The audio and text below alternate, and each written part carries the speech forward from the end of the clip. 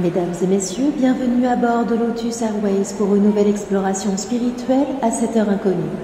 Nous sommes prêts à décoller vers de nouveaux horizons de conscience et de découverte. Notre équipage compétent et dévoué est là pour vous assurer un voyage ésotérique captivant, en toute sécurité et confort. Attachez votre ceinture, ouvrez votre esprit et laissez-vous guider vers des horizons inexplorés. Nous sommes là pour vous servir et rendre votre voyage aussi agréable que possible. Ainsi, vous pouvez nous contacter par mail sur contact@laradiodulotus.fr tout attaché ou sur notre site internet www.laradiodulotus.fr. Mesdames et messieurs, avant d'éteindre votre téléphone portable, n'oubliez pas de télécharger l'application La Radio du Lotus pour être informé en direct des dernières nouveautés de notre compagnie. Nous vous remercions de votre attention et nous vous souhaitons un agréable voyage à bord de Lotus Airways.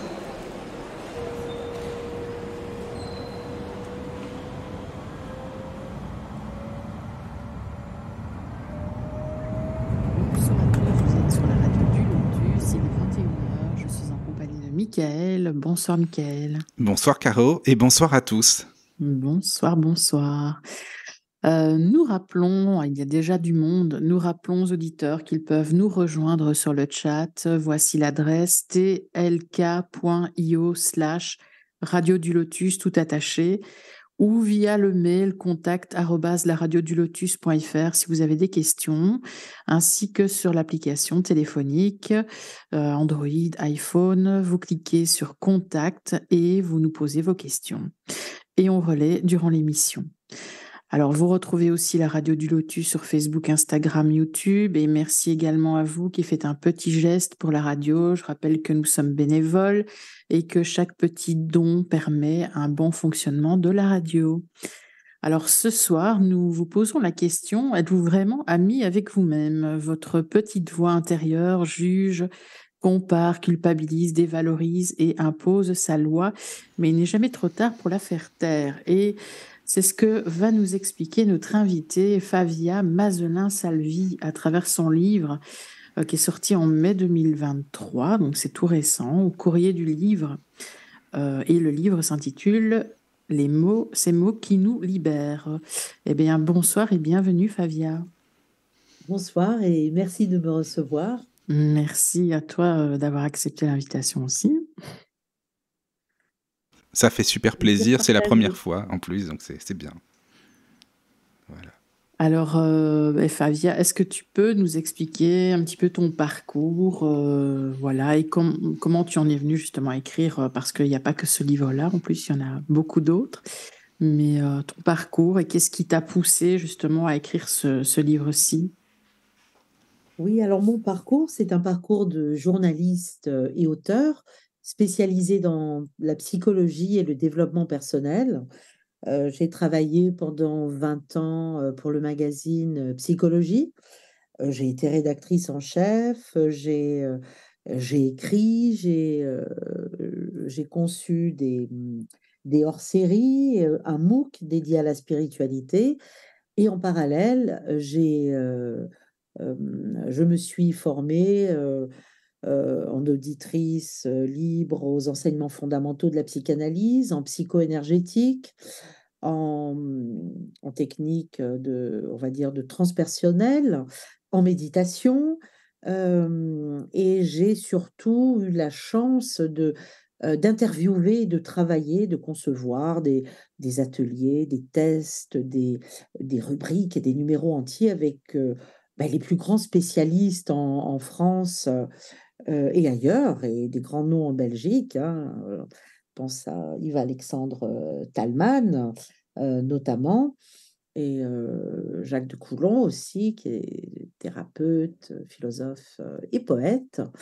Donc, avec ces grands noms de la psy, du développement personnel, qui soient aussi psychanalyste ou psychologue, eh bien, j'ai approfondi des questions en me mettant comme tout journaliste qui se respecte à la place du lecteur, mais aussi de tous les gens passionnés par l'intériorité, des gens aussi en quête de résolution de problèmes personnels, en quête d'une meilleure connaissance de soi.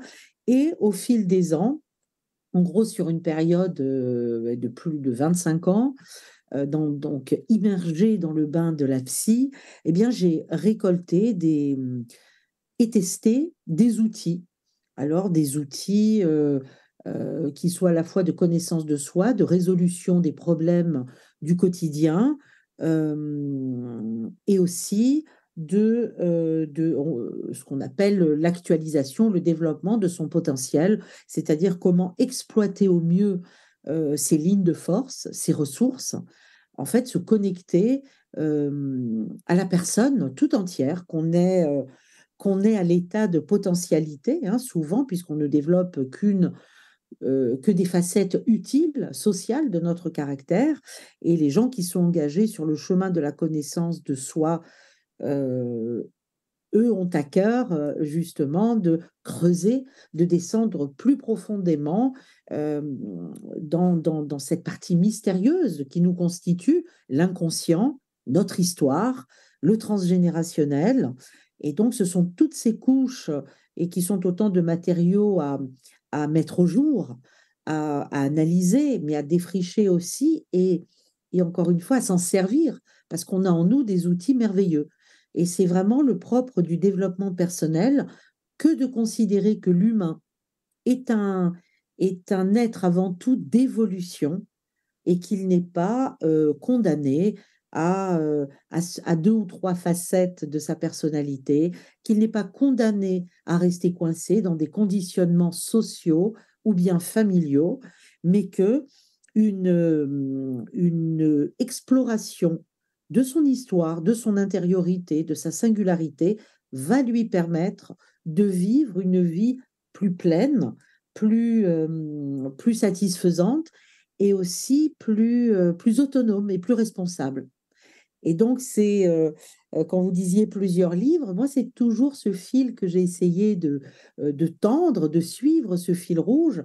C'est des outils aussi divers que la philosophie du bouddhisme zen, euh, à laquelle j'ai consacré des livres, l'épanouissement aussi dans le couple avec un psychanalyste, mais aussi les fleurs de Bach qui constituent, comme on le sait, une réponse alternative aux problèmes émotionnels. Et l'écriture de soi, ce qui est mon avant-dernier livre, Ma vie en mots, toujours cette idée de réflexion intimiste, d'introspection. Et dernièrement, euh, le livre que vous venez de citer, qui est tout nouveau, Ces mots qui nous libèrent, et qui est consacré à l'analyse, à l'identification et à la conversion de cette petite voix intérieure qui bien souvent nous parasite et nous freine, nous limite et nous bloque. Et euh, elle nous vient, cette petite voix intérieure, comme je viens de le dire, par différents messages verbaux ou non verbaux de la famille. Ça peut être du transgénérationnel, mais aussi de nos années à l'école, et aussi des messages sociaux avec la pensée dominante, le discours social dominant. Et on sait bien, on le ressent tous et on le vit tous, on est dans une culture d'évaluation, de compétition, où on a vraiment le sentiment qu'il faut faire encore et toujours ses preuves, mais sur tous les niveaux, au physique, dans le domaine professionnel, dans le domaine affectif, dans la créativité, pour élever ses enfants. On est soumis à tellement d'injonctions conscientes et inconscientes que bien ce fameux potentiel qui est notre noyau dur, notre trésor, eh ben, il est souvent étouffé sous ses couches. Et ce livre a une ambition modeste, c'est d'être un outil concret, euh, que j'espère efficace, pour identifier ces fameuses phrases, mais aussi ces comportements toxiques qu'on s'inflige et qu'on reprend à notre compte, et des outils, donc je propose, qui sont des outils empruntés à la neuroscience, aux neurosciences, à la psychologie positive, aux thérapies comportementales et cognitives, à la sagesse bouddhiste zen notamment, voilà, qui sont autant d'outils, de propositions de déconditionnement. Voilà. Bon, j'ai été bavarde, hein, Non, mais c'est peut-être. très bien. Merci beaucoup. En même temps, tu es là pour ça, tu sais, donc c'est parfait. Voilà. Mais dis-moi, ça fait longtemps que tu t'intéresses à la psychologie, à tous ces domaines? Oui, parce que quand j'ai commencé, alors j'ai fait des études de droit, ce qui n'a rien à voir avec la psychologie, mais quand j'ai commencé comme journaliste et journaliste politique, je ne suis pas restée longtemps spécialiste des institutions, euh, ce qui m'a très vite intéressée. Et à l'époque, psychologie, c'était un tout petit journal et c'était les féminins les magazines féminins qui abordaient, c'est les seuls hein, à aborder les questions de l'intime, de la psychologie. Et j'ai donc travaillé pour Vital, Marie-Claire, 20 ans, Marie-France, euh, Madame Figaro. Et donc, c'était mon terrain d'apprentissage, d'expérimentation et de passion. D'ailleurs, j'ai toujours été passionnée par comment on fonctionne, qu'est-ce qui nous meut, qu'est-ce qui nous inspire, qu'est-ce qui nous bloque. Vraiment, cette question a toujours été fondamentale euh, pour moi et j'ai toujours une appétence immense pour tout ce qui était le mystère de la psyché. Et ensuite, de ces magazines féminins, eh bien, je suis allée, voilà, une rédactrice en chef qui travaillait à Marie-Claire, Isabelle Maury, m'a dit, écoute, il y a un journal qui vient d'être repris. C'était un petit journal qui est repris par un homme formidable, Jean-Louis Servan-Schreiber, qui avait fondé Lire avec Bernard Pivot, qui avait fondé l'Express avec son frère, Jean-Jacques Servan-Schreiber. Et puis, ça a été le coup de foudre pour le couple Servan-Schreiber, Jean-Louis et Perla. Pour Hélène Mathieu et Isabelle Maury, ces deux femmes, mes mentors exceptionnels qui travaillaient à Marie-Claire. Et là, enfin, j'ai pu m'éclater, j'allais dire, à être vraiment dans la matière psy. Et Dans encore ton une fois, élément, au final. voilà, rencontrer ces experts qui ont débuté chez nous, j'allais dire, débuté médiatiquement, s'entend, hein, bien sûr. Je pense à Christophe André, à Frédéric Lenoir, Jacques Salomé, à David Servan-Schreiber aussi, qui était, enfin, toutes les stars aujourd'hui de la psy étaient au tout début de cette nouvelle formule et de cet immense succès qu'a été psychologie. D'accord. Et Caro, alors toi, parce que tu disais que c'est très féminin à la base, t'en as lu beaucoup, tiens, par exemple, Caroline, des magazines Ah, ces psycho magazines. féminins. Ah, moi, j'étais Oui. fan de 20 ans, moi. Ah, De Vital. D'accord. Ah, j'étais fan de 20 ans, mais vraiment, quoi. Ben voilà, tu Mm. vois. il y avait une impertinence dans 20 ans que j'ai pas jamais retrouvée ailleurs. Non, c'est vrai. Ah oui.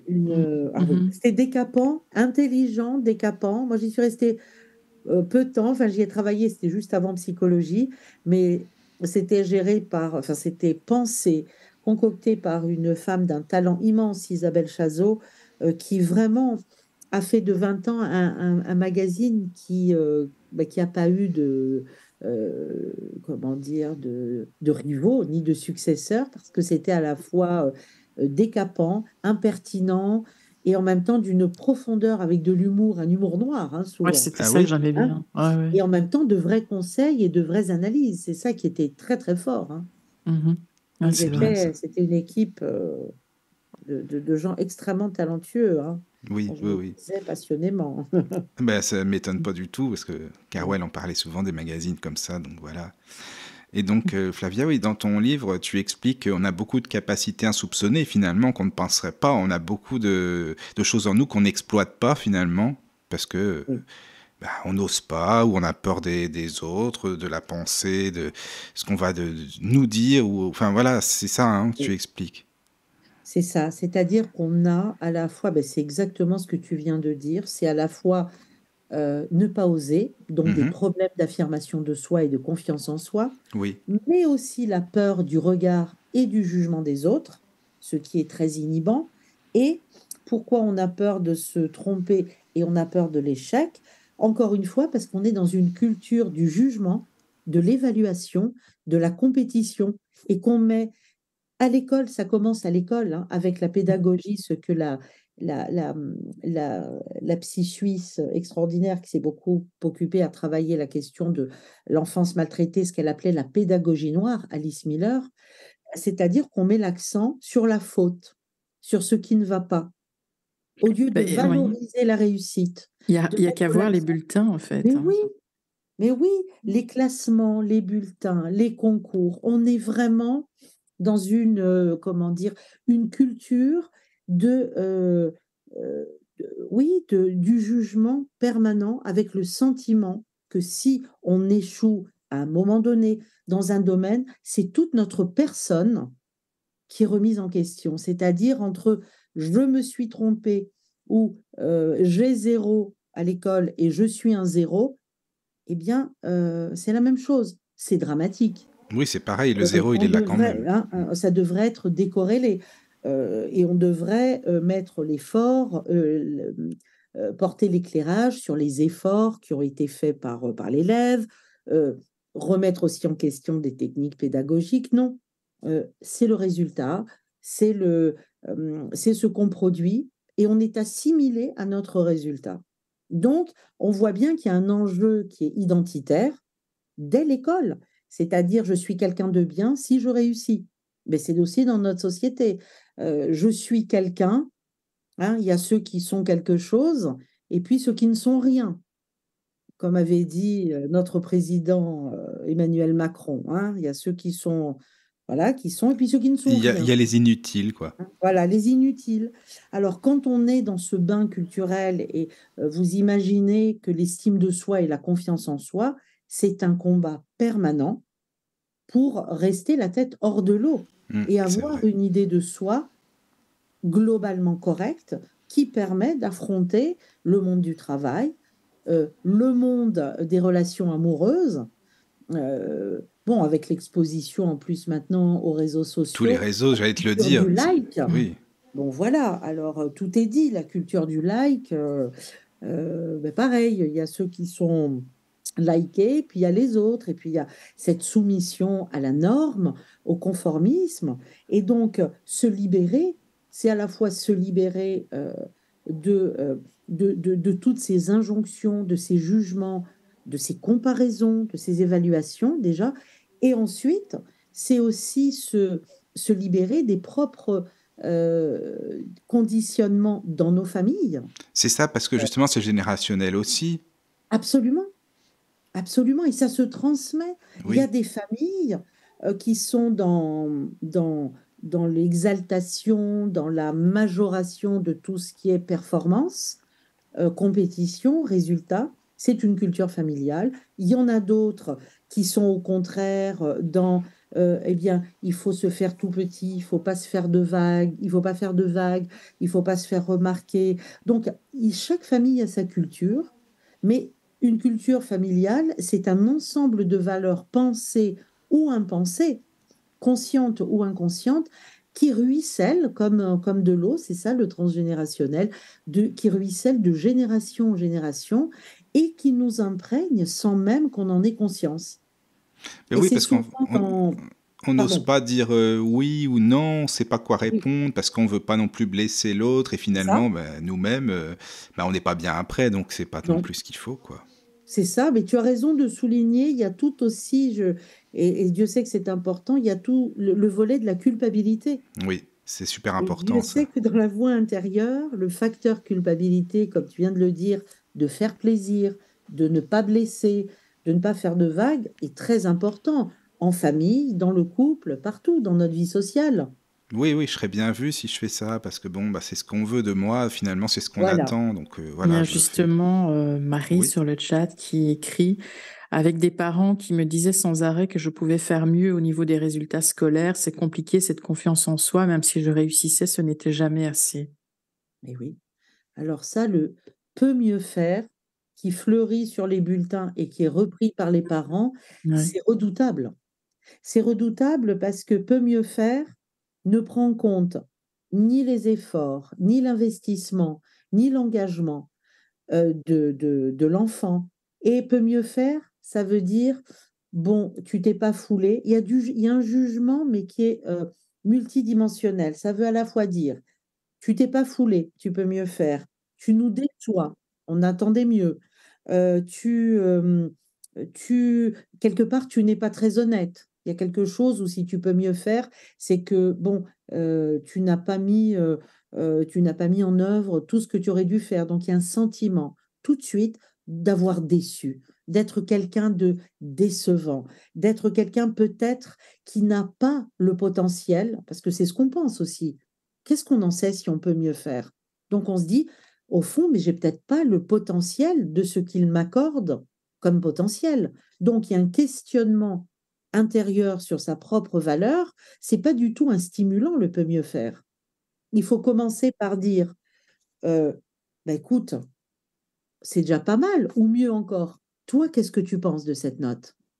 Et alors, ben, l'enfant a la réponse en lui, il va dire, ben, moi, je suis pas tellement content parce que c'est vrai que j'aurais pu travailler, parce que on sait les choses, et l'enfant Ça vient de sait les lui. choses. Mais oui, c'est comme quand on dit un dessin, un enfant, ah, il est beau ton dessin.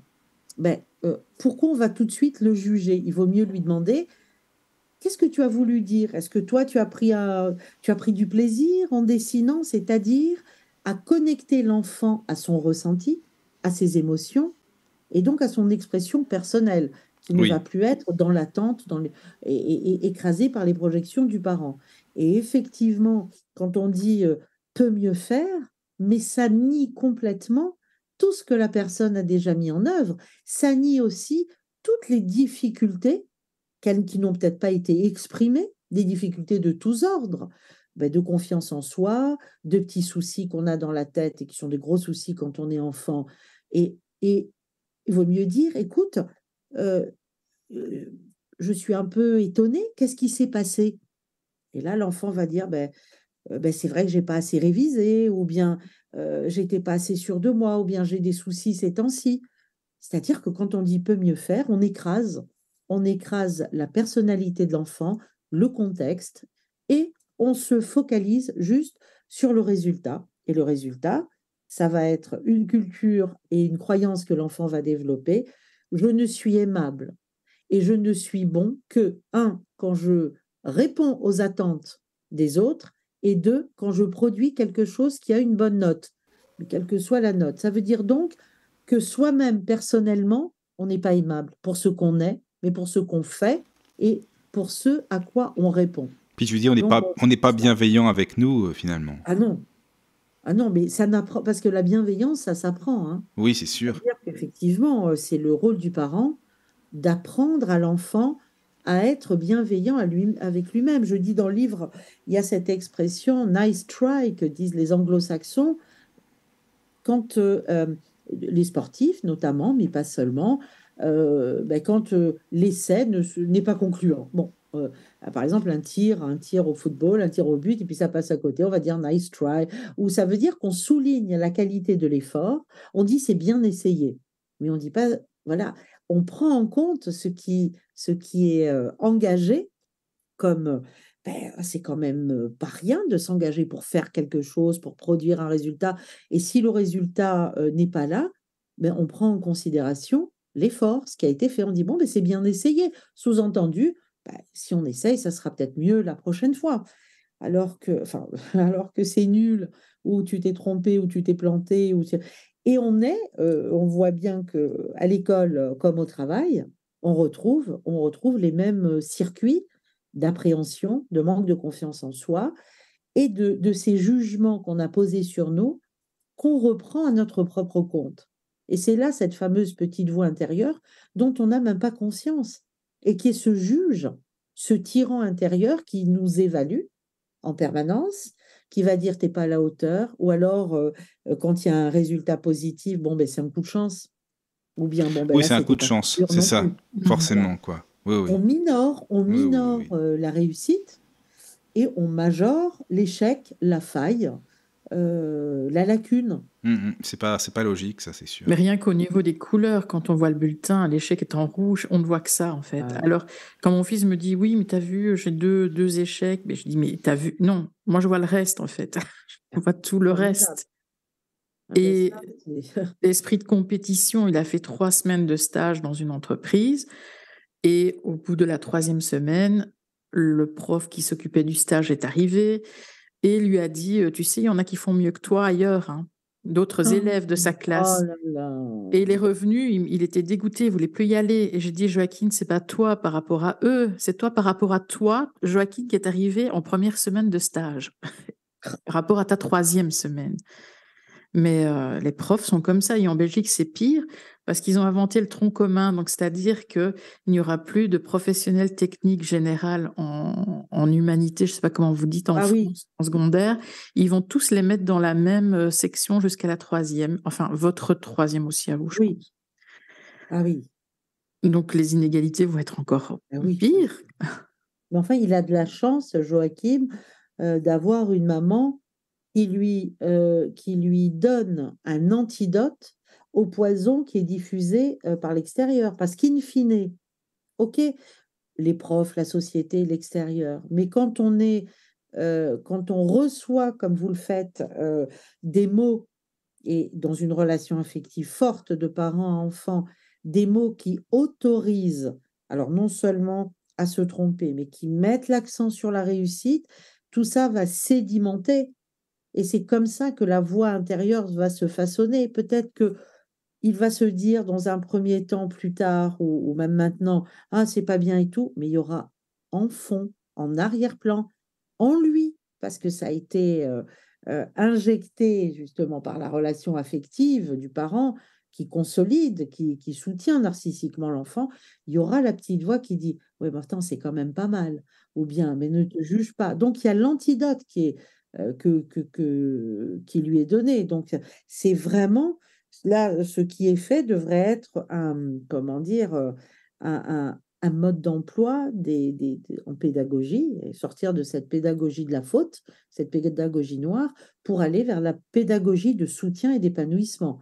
Bon, alors c'est vrai que ça demande des moyens, ça demande des classes qui ne sont pas surchargées, ça demande des professeurs bien payés, ça demande des professeurs en nombre suffisant, et puis aussi, ça demande des parents qui sont éveillés à ces choses-là et qui eux-mêmes, peut-être, ont senti que eux, ils avaient été éduqués d'une certaine manière, avaient reçu ça, qui n'ont pas envie de continuer une transmission négative et qui prennent le contre-pied.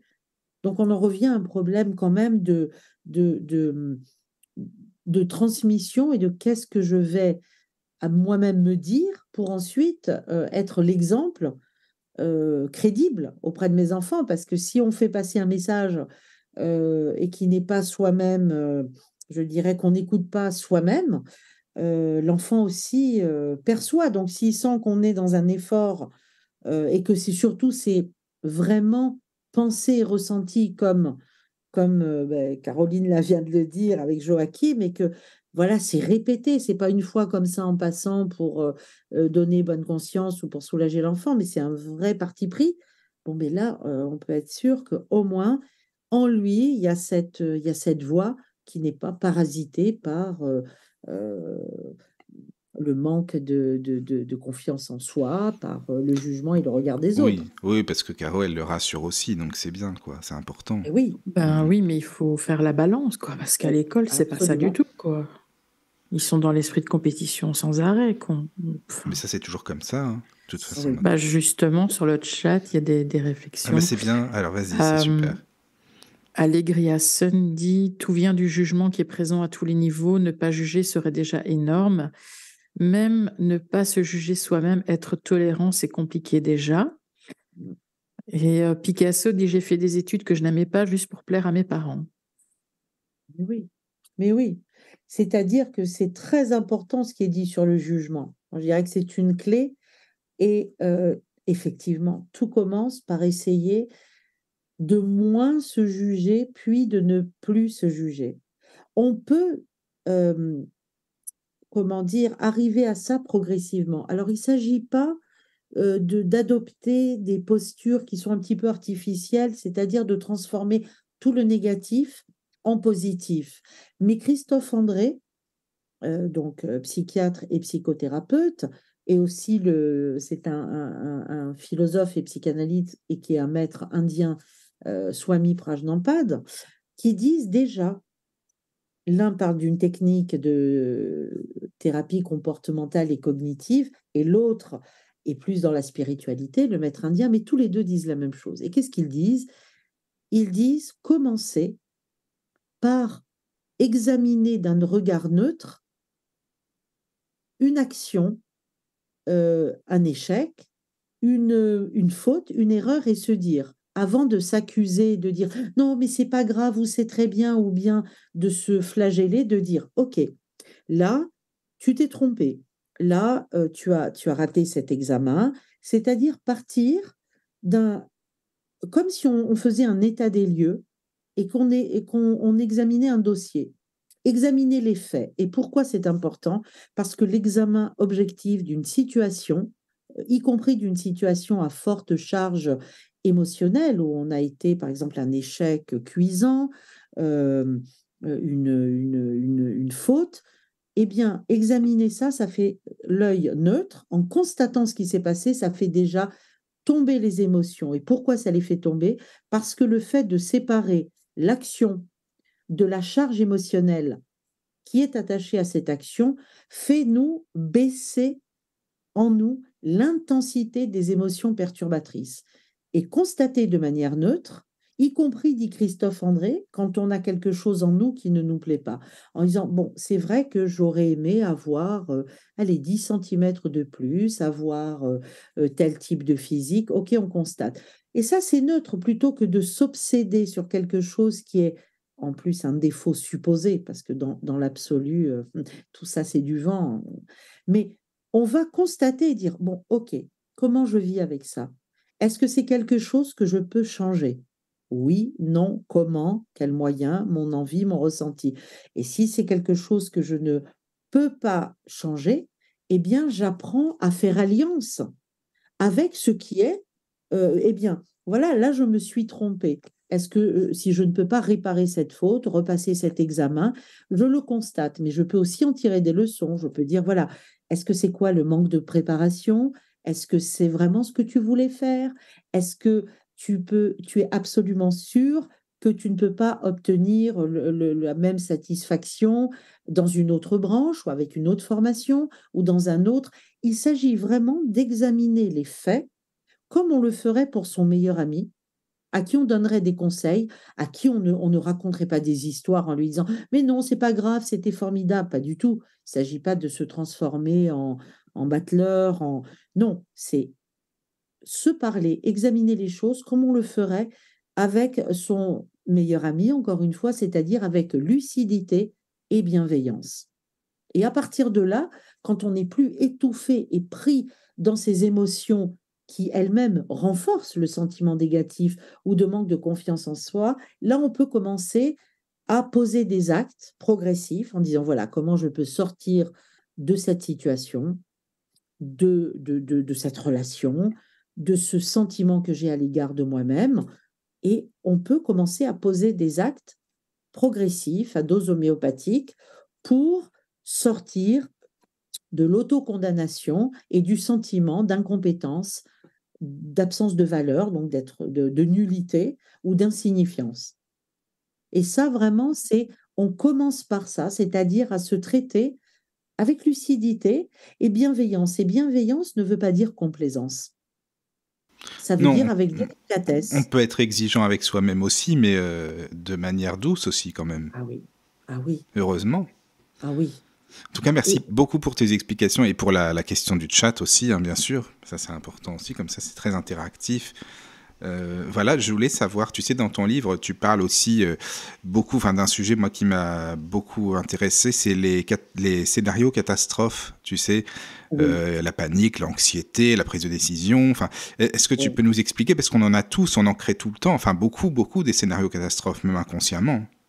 Ah oui, c'est ce qu'on appelle des. Alors, ce sont des projections anxieuses. Oui, oui, C'est-à-dire oui. Mm. que à partir d'un élément qui vient nous perturber, on va à la fois majorer l'importance de cet élément, c'est-à-dire qu'au milieu de euh, des tas d'autres éléments, c'est un élément potentiellement inquiétant ou perturbant qui va retenir notre attention et exclusivement cet élément. Ça veut dire donc que déjà, on écarte tous les autres qui seraient plus rassurants. Parce que notre anxiété, c'est comme un chien de chasse qui va flairer, qui est habitué à débusquer un certain type de gibier. Et notre anxiété, elle va débusquer l'élément inquiétant, l'élément perturbant et se fixer dessus. Et à partir de là, on va considérer que cet élément qui est potentiellement, qui n'est encore qu'une potentialité négative ou menaçante, est déjà, comment dire, au programme, comme si c'était une fatalité. Et à partir de cette fatalité, on va développer toute une histoire, tout un récit qu'on va se faire jusqu'au plus dramatique des aboutissements. Alors à partir de là, quand on est dans cette spirale de l'anxiété, il faut, j'allais dire, éteindre la petite flamèche, le petit feu avant que l'incendie soit absolument hors de notre maîtrise. Et comment on éteint cette anxiété qui monte? D'abord, bon, très simplement, on revient à la physiologie, par la respiration. On calme, hein, c'est-à-dire qu'on va s'oxygéner tranquillement, on ne va pas hyperventiler, on va pratiquer une respiration sur une inspiration de 4-5, en comptant 4-5, on va bloquer 3-4 et on va expirer par la bouche comme par une paille le plus longuement possible. Et on fait ça par cycle de 4, 5, inspire, expire, prolongé. Et on va ensuite, il y a plusieurs outils, et l'un de ces outils qui est très efficace, c'est un outil qu'on doit à l'américaine Byron Katie, qui s'appelle le travail. Et on va poser des questions. Est-ce que c'est vraiment sûr? Est-ce que c'est certain? Est-ce que c'est vraiment certain? Et on va donner 3 preuves que ce qu'on redoute le plus va absolument se passer, mais des preuves irréfutables qui convaincraient n'importe quelle personne autour de nous. Et si on n'a pas ces 3 preuves irréfutables, eh bien, on s'est administré à soi-même la démonstration qu'on était dans la subjectivité et qu'on était dans l'autofiction. On peut aussi dérouler, et ça c'est emprunté aux thérapies comportementales et cognitives, on peut dérouler ce qu'on appelle le scénario du pire. Alors, soit en donnant de 1 à 10 une note, combien il y a de probabilité de 1 à 10 que ça se produise. Probabilité faible, très faible, en notant. Bon, on peut aussi dérouler le scénario du pire jusqu'au bout, en disant, bon, ok, imagine que le pire de ce que tu redoutes se passe. Ok, qu'est-ce que tu ferais ici et maintenant, puisque ça ne s'est pas encore passé, pour soit adoucir ce résultat qui serait potentiellement inexorable, soit le faire dévier, donc l'adoucir, l'atténuer, soit même l'empêcher. Quelles sont les ressources? Les ressources matérielles, les ressources relationnelles, tout ce qui est vraiment là comme l'ingénieur qui se met, ou le chercheur dans son laboratoire et qui fait l'inventaire de ces outils. Là, on va se dire, bon, alors là, admettons que je n'ai pas du tout, j'aurais perdu 1 an, je n'ai pas cet examen, voilà, bon, qu'est-ce que je peux faire avant Mais pour c'est fait éviter déjà. d'en arriver là? Et ensuite, une fois que je suis là, ça y est, je ne l'ai pas eu, mais tout ne s'arrête pas. Qu'est-ce que je peux concrètement faire et je pense au plan B, je pense à un après. Eh bien, ça s'est prouvé en laboratoire, hein, c'est mesuré par des chercheurs cognitivistes, le simple fait de penser à un plan B, mais surtout de verbaliser, même on peut l'écrire, hein, c'est très important. On va écrire, voilà, il va se passer ça, il se peut que ça arrive ça, et on déroule son scénario du pire. Ah, tu expliques bien ça dans ton livre, pour la lettre qu'on peut écrire Oui, aussi, oui. le simple fait de sortir ça de son imaginaire et de le rationaliser, c'est-à-dire de le mettre en mots, de l'objectiver, de le sortir de soi, fait baisser la pression intérieure et nous remet dans du rationnel, dans du mesurable, de l'évaluable. Et le fait de dire, ben, c'est un peu comme le monstre du placard, le fait de voir que, bon, ok, c'est le pire du pire, je l'ai écrit, il y a un plan B, et puis je ne suis pas seule à être passée par là. Je suis ni la première ni la dernière. Et les gens ne sont pas tous dans une apocalypse parce qu'il s'est passé telle ou telle chose. Les gens rebondissent, s'en sortent avec quels outils. Donc, le fait de se remettre aux manettes et de penser, ce qui est un impensé très angoissant parce qu'il est informe. L'anxiété rend les choses informes. Elle envahit tout entier l'esprit, les émotions. Et, et on a l'impression, c'est vraiment le monstre du placard, hein, et on ouvre et on voit que c'est un vêtement ou un coussin mal plié, c'est la boîte, on C'est ouvre et ça. puis c'est pas aussi monstrueux que ce qu'on pensait. Parce Mais que oui, mais on voit que ça l'objectivation, après aussi, tu vois, c'est ça aussi. Souvent, ça reste dans la tête et ça bouillonne oui, après, et on n'arrive pas à être dans le moment présent, au final. non. Et puis ça reboucle surtout, c'est-à-dire que Oui, tant que ça n'est pas mis en mots de manière objective, claire, avec des plans B, et puis là on peut se dire, ben, tiens, s'il se passe ça, on peut, on est, comment dire, en état de d'agir sur ce qui nous fait peur, puisque ça ne s'est pas encore passé. voilà. Donc on est en plein pouvoir, on est en maîtrise. Et le fait de se sentir en maîtrise est un antidote majeur de l'anxiété et de l'angoisse, puisque c'est le sentiment d'impuissance, d'être débordé émotionnellement, qui nous fait perdre pied. Mais dès lors qu'on se dit, voilà, il peut se passer ça, je peux appeler telle personne, je peux m'adresser aller voir sur Internet ou des témoignages ou des groupes de parole, peu importe, je peux faire appel à l'expérience des gens, je peux faire appel à l'expertise de certaines personnes, je peux aussi faire appel à mes propres ressources en disant, mais attends, là, qu'est-ce que tu penses que tu peux faire? Et donc, tout ça nous remet dans une position d'être acteur et donc, l'angoisse, pouf, ça descend, mais vraiment, c'est la pression qui baisse parce que c'est rendu rationnel, encore une fois, et objectivable. Et le monstre du placard, eh ben, il fait plus peur, hein, c'est plus un monstre, c'est juste. Et c'est vraiment l'idée vraiment clé à retenir, c'est que on a en nous et autour de nous des antidotes, des outils éprouvés qui sont simples, accessibles à tous pour juguler l'anxiété, la négativité et faire baisser cette pression intérieure. Mhm. C'est pas quelque chose qui est une fatalité comme la météo. C'est Ça sûr. ne nous tombe pas dessus comme la foudre. J'en ai besoin de tes outils, tu sais, hein. Ah, mais on en On a. en a Mais, tous. Non, mais Michael, c'est vrai en mais, plus. Mais bon. mais je dis qu'on écrit et on transmet souvent ce que soi-même, on a besoin régulièrement de se rappeler et de pratiquer. Oui, Je pense qu'on est tous, en étant humains, on est tous au même point de se sentir par moment avec une intensité plus ou moins variable, une fréquence plus ou moins variable, mais enfin, on est tous dans le doute, on est tous dans l'anxiété, on est tous dans le doute de notre valeur, dans l'anxiété de ce qui peut nous arriver. Donc, on est à égalité. C'est l'humaine condition, elle nous met tous au même niveau. Et c'est c'est pour ça déjà que rassurant, quoi. ces outils, ils s'adressent à tout le monde, parce Oui. on est tous montés de la même manière, notre Lego intérieur. Le reste, c'est un revêtement, un habillage, mais le Oui, fonctionnement oui. des émotions humaines, Tiens, les déclencheurs sont les mêmes pour tout le monde. Il n'y a juste que une l'habillage qui parenthèse, change. on parle tout le temps de l'ego. Alors si tu écoutes le développement personnel, on va le Ah, supprimer, on va casser l'ego, alors que non, il est important cet ego quand même, parce que là t'en parles justement. et Et oui, voilà, je voulais le dire aussi, parce qu'on n'entend que ça maintenant, l'ego, tu as non quoi. complètement raison. Voilà, L'ego, on ne sait même plus ce que ça veut dire. Alors, Exactement. oui, au sens de être prétentieux, et oui, si on le prend dans cette acception, c'est-à-dire une représentation boursouflée de soi-même, c'est-à-dire euh, se prendre au sérieux, en gros, se croire au-dessus de la mêlée, oui, ça, l'ego, il faut le raboter. Mais il faut d'abord entendre que si on a ce besoin de se sentir au-dessus de la mêlée, si on est prétentieux, c'est qu'au fond, on n'est pas sûr de sa valeur. Parce que les gens qui sont tranquilles avec eux-mêmes n'ont pas besoin de prouver qu'ils sont supérieurs à qui que ce soit. C'est ça. Ils sont Mhm. eux-mêmes, c'est tout. Mais c'est Donc vrai, cet c'est vrai. ego, il est déjà un symptôme.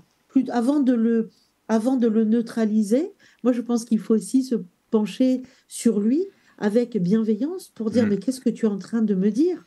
Si tu as besoin de bomber le torse comme ça, de te vanter ou d'écraser les autres, c'est que au fond du fond, tu n'es pas sûr de ta valeur. C'est pas une Tu n'es confiance pas en sûr de soi, quoi. tenir le coup. Mm. Oui, oui, c'est Donc, vrai, je suis d'accord. Et tu expliques aussi un truc, moi j'ai trouvé ça super intéressant par rapport au cerveau aussi, que le cerveau pardon, prend forme aussi, une forme différente par rapport à ce qu'on ressent justement, que les circuits neuronaux, ça oui, change aussi, quoi. Ça c'est vachement intéressant, j'ai trouvé ah ça oui. bien, quoi. Ça, c'est pour moi, enfin pour moi, je suis très loin d'être experte, mais je suis la caisse de résonance des experts, c'est la découverte la plus enthousiasmante de ces 25, oui, 25 dernières années, notamment avec le chercheur Damasio, qui est mort, hein, justement, c'est lui qui avait travaillé sur les fameux neurones miroirs Ah oui, c'est de ça. Oui, l'empathie, oui, hein, ça voilà, c'était intéressant qui a aussi, hein, ces démontré, lui recherches. et tout, avec Varela, le grand Mm. chercheur aussi américain, Francesco Varela, qui a démontré la plasticité de notre cerveau. Ah voilà. C'est-à-dire que nos croyances circuitent, c'est-à-dire établissent des circuits neuronaux dans un sens ou dans l'autre. Des croyances limitantes, négatives, anxieuses vont circuiter notre système neuronal dans ce sens-là. Ça va le Ça veut transformer, dire quoi. que notre cerveau va ensuite, comment dire, se focaliser en priorité sur ce qui sera négatif, anxiogène, Oui. voilà. Parce que tout simplement, la fonction crée l'organe. En revanche, ce qui est génial, c'est que même si on a toujours été pessimiste, anxieux, négatif, par une prise de conscience, puis un déconditionnement des croyances, hein, comme on démonte une mécanique, on remplace une croyance foireuse, parce que réductrice, parce que limitante, par une croyance qui nous donne de l'estime de nous-mêmes, de la confiance, eh bien notre cerveau au bout d'un moment de pratique, se circuite autrement. Ça veut dire qu'il n'est jamais, qu'il n'y a pas de fatalité d'héritage familial, de transgénérationnel, de sociétal.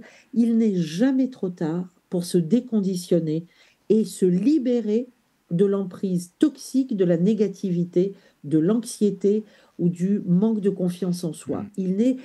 C'est, je trouve que c'est exaltant Ah, c'est une bonne comme nouvelle, découverte. c'est C'est sûr. merveilleux. Ah oui, oui, oui, Et, c'est et sûr. c'est à la portée de tout le monde. Et ils ont fait, ces chercheurs, après ça a été repris par différents laboratoires d'université de psychologie cognitive, mais le fameux exercice très connu dont je parle dans le livre qui s'appelle Faire comme si, Oui, oui, c'est-à-dire, oui. ils ont fait des tests dans des prises de parole, dans des restaurants de personnes qui n'avaient pas confiance en elles et à qui on a demandé de se présenter, de jouer un rôle. On dit, voilà, vous êtes comme un acteur et vous allez mimer et vous comporter comme quelqu'un qui a confiance en lui-même.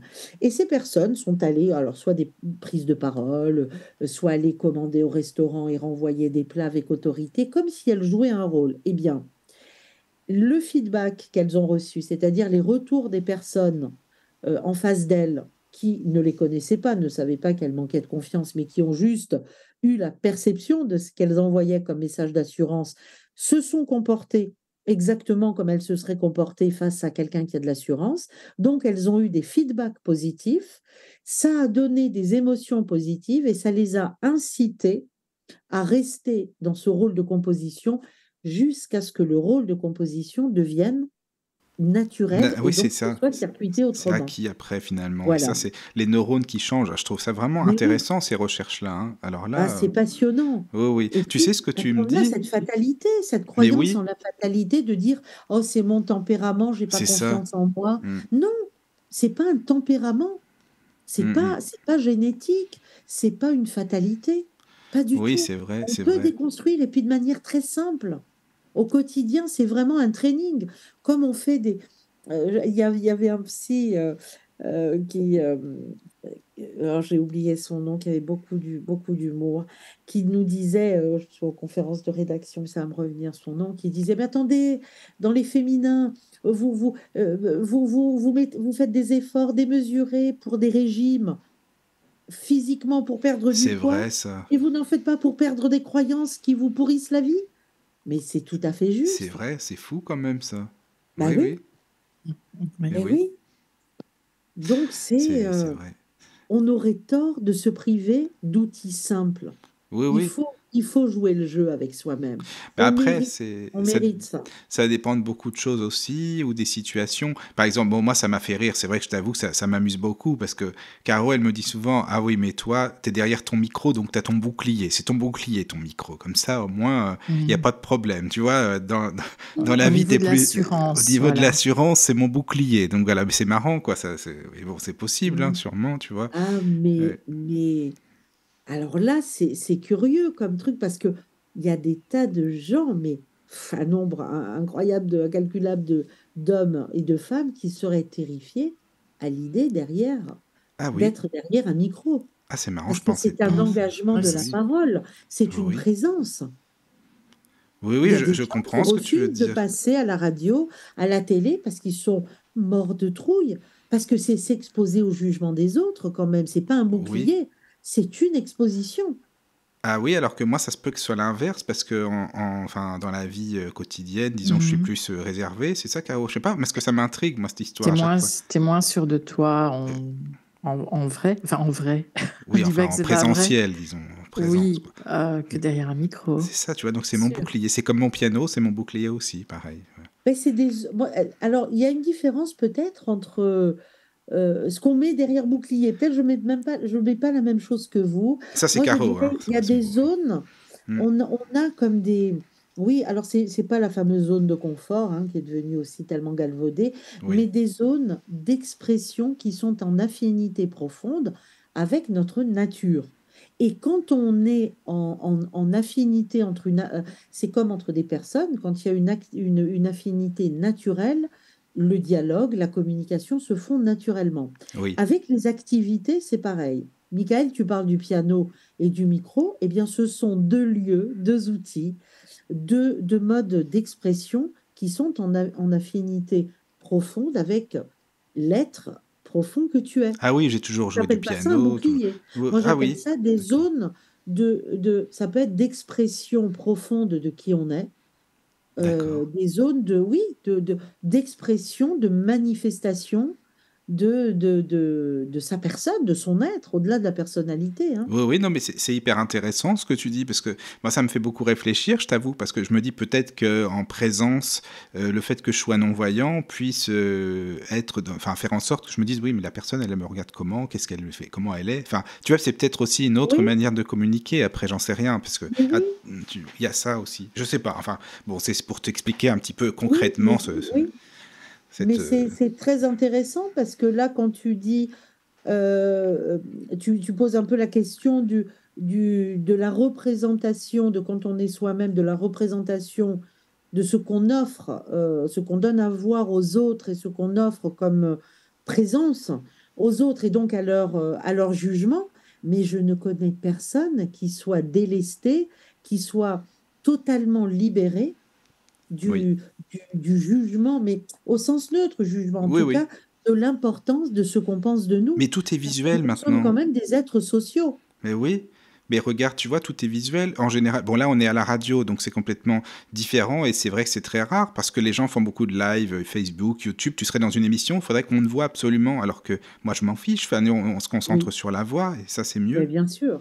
Ben, la voix, l'expression, les mots, ben, c'est quand même l'essence de l'être. Oui, c'est ça. Parce que, comment dire, la représentation visuelle, plus maintenant à l'ère des réseaux sociaux, Oui, en plus. est aussi le grand théâtre, c'est le grand bal masqué, hein. Mhm. Oui, Oui. euh, un échange à bâton rompu sans se voir comme on le fait, on peut dire que c'est une communication de l'essentiel. oui, On est vraiment, on est chacun de nos mots et on investit chacun de nos mots de notre présence, de qui on est. Alors que la représentation visuelle, le grand jeu social, c'est une séduction, enfin, ça peut être une séduction, mais ça peut être comment dire, un jeu de dupes, un théâtre d'ombre. c'est ça. Bon, Mhm. il y a aussi il y a le goût de l'essentiel, il y a le goût de l'intériorité, et ça, ce sont des traits de personnalité. Moi, je préfère de loin la radio, et j'ai été invitée plusieurs fois à des émissions de télévision et j'avoue, et je l'ai dit très clairement, j'irai peut-être une fois, mais l'idée d'être réduite à une personnage, à quelques caractéristiques ou physiques ou presque comme si on était des personnages de théâtre, ne m'emballe pas. Moi, je préfère être dans une communication de l'essentiel, Oui, de l'être. oui, oui, c'est vrai que la radio, c'est un Oui. média quand même Ah hyper oui, intime aussi, je trouve, ah oui, intimiste, de et c'est bien. l'intériorité. Ouais, ouais, c'est exactement ça, voilà, c'est ça. Alors, Flavia, excuse-moi, parce qu'il y a beaucoup de messages sur le chat, si ça te dérange pas, comme ça on peut Oui, les lire, très parce que bien, les gens, ça les Essentiel. intéresse, et puis merci, hein, parce qu'il y a pas mal de personnes, et c'est bien, c'est chouette, vraiment. super. Vas-y, Caro.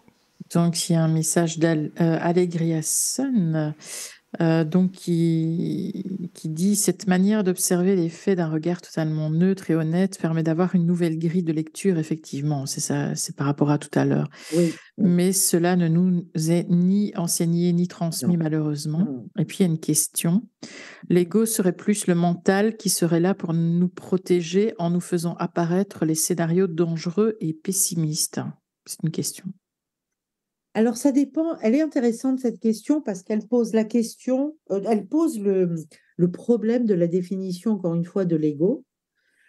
L'ego, en fait, c'est traditionnellement la représentation que l'on a de nous-mêmes.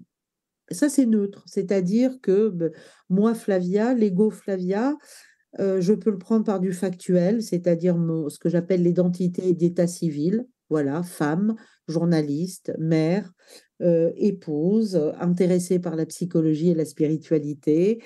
On peut dire ça, c'est mon ego, parce que ego en latin, ça veut dire je, moi. Bon, le petit moi, on va dire, mais ça peut être aussi l'ego, comme on l'a dit, la représentation fantasmée, souvent enjolivé, en tout cas magnifié, qu'on a de soi-même. Et là, c'est plutôt un ego bouclier.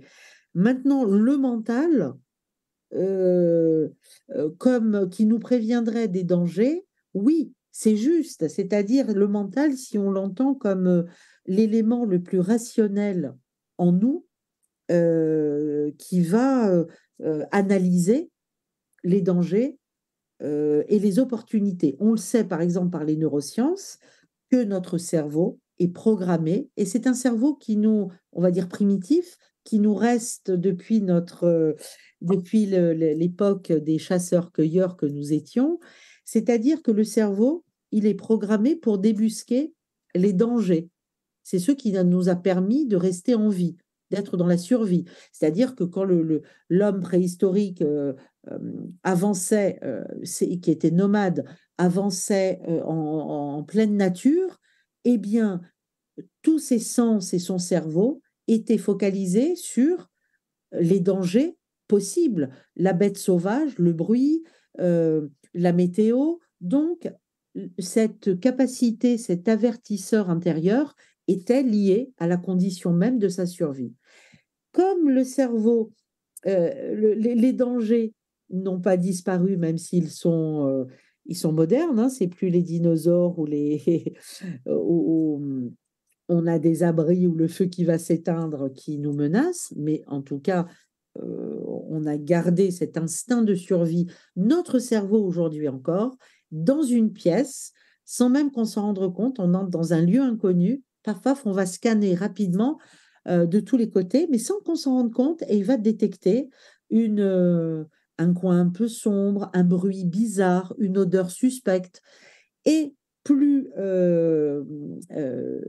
basiquement, enfin, dans nos relations, dans les situations, on va porter notre attention sur ce qui ne va pas, sur ce qui fait défaut. Voilà pourquoi aussi on est un peu naturellement, entre guillemets, porté à voir ce qui ne va pas plutôt que ce qui va bien.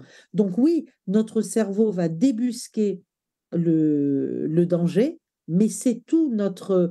Ensuite, c'est notre, comment dire, notre sensibilité et le taux d'anxiété qui est différent chez chacun qui va aggraver ce danger et faire d'une potentialité une quasi-certitude.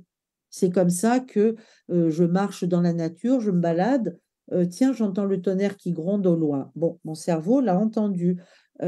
Donc, je vais hâter le pas. Maintenant, la personne très anxieuse va commencer à imaginer, mais à tenir le scénario pour vrai, que, bon, le tonnerre gronde, la foudre ne va pas tarder à suivre, la foudre va s'abattre sur un arbre ou carrément sur elle. Là, on est dans la projection très anxieuse de ce qui n'est qu'une probabilité. Mais effectivement, chez nous tous, c'est ce que dit euh, notre internaute, ce mental détecte le danger et donc nous prévient, nous avertit et donc nous permet de prendre les mesures préventives, défensives ou correctives ou réparatrices, in fine, de ce danger. Mais c'est l'anxiété et c'est toute notre histoire personnelle et notre rapport au danger, à la confiance en soi, en la vie, dans les autres, et tout ça, c'est très personnalisé, qui va euh, majorer ou juste constater la probabilité ou la potentialité d'un danger. On n'est pas tous égaux face à l'anxiété, ça c'est sûr. Mais merci. Il y a une autre question, une question de Marie qui dit: pourquoi en amour beaucoup de personnes vivent dans des relations, des schémas répétitifs? Est-ce une zone de confort que l'on sait pourtant nuisible? Oui. Alors, cette question ça, c'est le psychologue Jean Cotreau qui a écrit un très bon livre sur les scénarios de répétition. En fait, pareil, notre cerveau est programmé, donc comme il détecte le danger, et le danger, c'est souvent l'inconnu. Bon, il va associer l'inconnu, la nouveauté, le changement au danger. Ce qui fait que l'on va, alors, répéter une situation, une relation toxique, on va la répéter en changeant de personne parce que on va aller, comment dire, on est aimanté par ce qu'on connaît. Et même si ce qu'on connaît est toxique et malfaisant, quelque chose en nous préfère le familier douloureux au potentiellement bienfaisant, mais de l'inconnu. Alors pourquoi il y a cette prégnance du familier toxique? C'est que quand on répète des relations toxiques, on a été imprégné au sein de sa famille, dans la relation parent-enfant. Il y a quelque chose dans les débuts de nos relations, dans la culture de la famille, dans nos empreintes, dans quelque chose qui a été maltraitant, on va dire. Attention, c'est pas forcément de la maltraitance volontaire, ça peut être par exemple quelqu'un dans une fratrie très nombreuse où le père et la mère n'ont pas assez de temps pour s'occuper de chacun et l'enfant va ressentir un sentiment de négligence. Et pour lui, si ses parents l'aimaient ou la négligence fait partie de la relation affective. Donc, il ira naturellement, entre guillemets, spontanément, facilement en tout cas, vers des partenaires qui sont négligents. Si maintenant il a eu des parents suspicieux, hyper protecteurs, qui l'ont collé au maillot, eh ben, il ira vers un partenaire de ce type, jusqu'à ce que la conscience de la souffrance et son désir d'en finir lui soit lui fasse un électrochoc et disent bon maintenant ça suffit. Et c'est souvent en thérapie, c'est souvent dans un travail sur soi justement en remontant dans son histoire et qu'on comprend comment se sont articulés les différents éléments de notre histoire et de notre passé psycho-affectif qu'on reproduit parce qu'on ne connaît que ça et qu'en plus notre cerveau va vers le familier. Et même si c'est douloureux, on recommence parce que finalement, on ne repère autour de nous que certains signaux qui nous sont familiers. Par exemple, le partenaire maltraitant ou avec qui soit hyper possessif ou peu importe, on va dire maltraitant en termes génériques, émet par exemple une fumée verte. Bon, si nous, cette fumée verte, on l'a respirée, on l'a vue, on l'a sentie, on a été enveloppé dans notre enfance, on ne verra pas la douce fumée bleue sur le côté. On ne la verra même pas. On verra juste, on repérera celui qui émet une fumée verte parce qu'on la sent, on reconnaît le parfum nous est familier. Puis jusqu'au jour où on s'épuise, on se dit là, j'en peux plus, c'est trop. Je retombe toujours sur les mêmes trucs. Il y a un truc qui ne va pas et je vais aller voir ce qu'il en est. Et il y a aussi des fois les rencontres, je dirais, naturelles qui vont faire qu'on va tomber sur un partenaire différent et qu'on va voir, bon, ben, là, on va mesurer soi-même la différence et l'apprécier. Mais c'est souvent quand même, moi que je dis quand il y a répétition, parce que quand même, quand on répète, on renforce aussi le processus toxique. Vraiment, quand il y a répétition et souffrance, ça vaut vraiment le coup d'aller... Ça devient une habitude. Ah ben oui, oui, et puis on ne connaît plus que ça devient vraiment exclusif.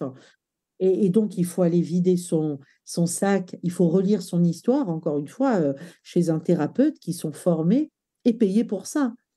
Donc, c'est vraiment, quand quand on a des problèmes physiques, on va chez le docteur, chez un médecin généraliste. Quand on est dans un malaise ou existentiel ou affectif, eh ben, il faut voir le spécialiste de ces questions-là. C'est sûr. Ouais, je suis bien Bah, d'accord. Ah merci. oui, c'est Oui. dur de se sortir seul hein, du scénario de répétition, Non, mais parce c'est qu'il y a des intéressant. facteurs très inconscients qui sont en jeu et que seul un spécialiste de la relation d'aide peut nous aider à mettre au jour. Seul, on n'y arrive pas à se débattre avec l'inconscient, parce Non, que c'est l'inconscient est compliqué. malin, hein. Il prend Ah plein de oui. formes Et oui, et il roule l'inconscient, dans la farine, hein. il trouve toujours quelque chose de toute Toujours, façon. Donc voilà, quoi. absolument, toujours. Mm, c'est ça, quoi. Il y a Alors, une il y a une question question. via l'application mobile euh, qui dit l'anxiété, les scénarios catastrophes, se poser trop de questions. Est-ce que cela peut malheureusement favoriser l'épilepsie si le terrain est propice? Alors là, franchement, je n'ai pas les compétences d'expertise parce que là, c'est vraiment entre médecine, cognitiviste. J'avoue que je ne sais pas. Je ne sais pas. Je sais que là, je ne sais pas si la surchauffe de la rumination mentale ou de l'anxiété a un effet physiologique susceptible d'entraîner une crise d'épilepsie. Là, je dirais joker, je passe mon tour parce que Ouais, d'accord. ce Si on n'est fait pas trop de mes chauffer compétences. la marmite, le cerveau ou la Ah cocotte ouais, je ne minute, sais après, pas, on ne je sait ne sais pas. pas. Voilà, c'est ça, quoi. Alors Donc, oui, Ah, oui, pardon, vas-y, vas-y, vas-y. Caro. Non, je me demandais aussi ce que tu pensais du rôle du sauveur. Ben, le rôle du sauveur dans le couple Euh, un peu ou partout. dans l'absolu? Ben, le Oui. rôle du sauveur, c'est un peu comme le rôle de scénario de répétition. C'est-à-dire on ne devient pas sauveur comme ça, du jour au lendemain, par vocation. Ça fait partie des rôles qu'on a tenus très tôt, souvent de manière inconsciente et dès le plus jeune âge dans sa famille. Ça peut par exemple être le cas d'un parent dépressif où l'enfant très petit sentant la dépression ou la tristesse de son parent ou son addiction, peu importe, en tout cas son mal-être, va essayer de le garder en vie. Mais ça se passe d'inconscient à inconscient. Et ça va être alors, ça peut être l'enfant clown, l'enfant joyeux, tout comme ça peut être l'enfant prévenant, qui va être très mûr pour son âge, qui va donner des conseils, qui va prendre en charge sa fratrie. Tout ça pour, par effet de compensation, garder son parent en vie psychiquement, donc l'empêcher de sombrer, et sans même qu'il s'en rende compte, puisqu'encore une fois, c'est d'inconscient à inconscient, il va y avoir un rôle qui est tenu très tôt, et ce rôle est un rôle pour la propre survie de l'enfant, parce que l'enfant a besoin de son parent. Et le parent qui est pour une raison ou une autre déficient momentanément, enfin en tout cas qui n'est pas en pleine capacité de présence et en bonne santé psychique ou émotionnelle, eh bien, c'est très menaçant pour l'enfant. Donc, l'enfant, pour sa propre survie, va assurer la survie et le soin. Il va donner des soins par différents moyens à son parent. Et ce rôle qui lui est, comment dire, qui lui est renvoyé comme étant le bon et qui fonde, qui en partie l'identité dans la famille, son identité et l'image qu'il va avoir de lui, eh bien, il va finir par le prendre pour sa personnalité et il va avoir tendance à être le sauveur des amis qui sont à la dérive, des partenaires qui ne vont pas bien, de la collègue qui, au travail, qui a des tas de problèmes.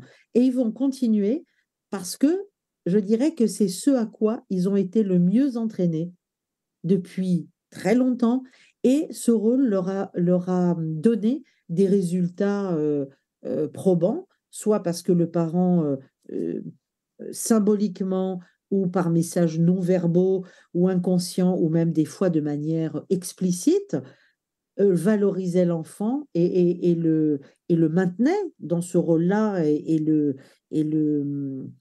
et comment dire, l'assigner à cette place. Et donc, l'enfant se sent à la fois tout puissant, il pense qu'il a sauvé le parent, et en partie, même si c'est faux, il a d'une certaine manière sauvé, il s'est sauvé lui-même. Donc, il va avoir ce sentiment de toute puissance, en tout cas de puissance de guérison, et d'être un antidépresseur, et d'être un facilitateur, d'être quelqu'un oui, qui sauve les autres d'eux-mêmes, de la vie, etc. Et il va rester figé dans ce rôle, et n'aura que des relations déséquilibrées.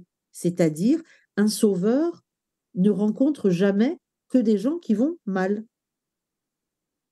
jusqu'à ce qu'ils comprennent aussi que ce n'est pas sa personnalité profonde, c'est un rôle un rôle de survie, et que donc là aussi, il faudra qu'il arrive, c'est souvent le sauveur, il arrive au bout du bout par l'épuisement psychique et l'épuisement physique.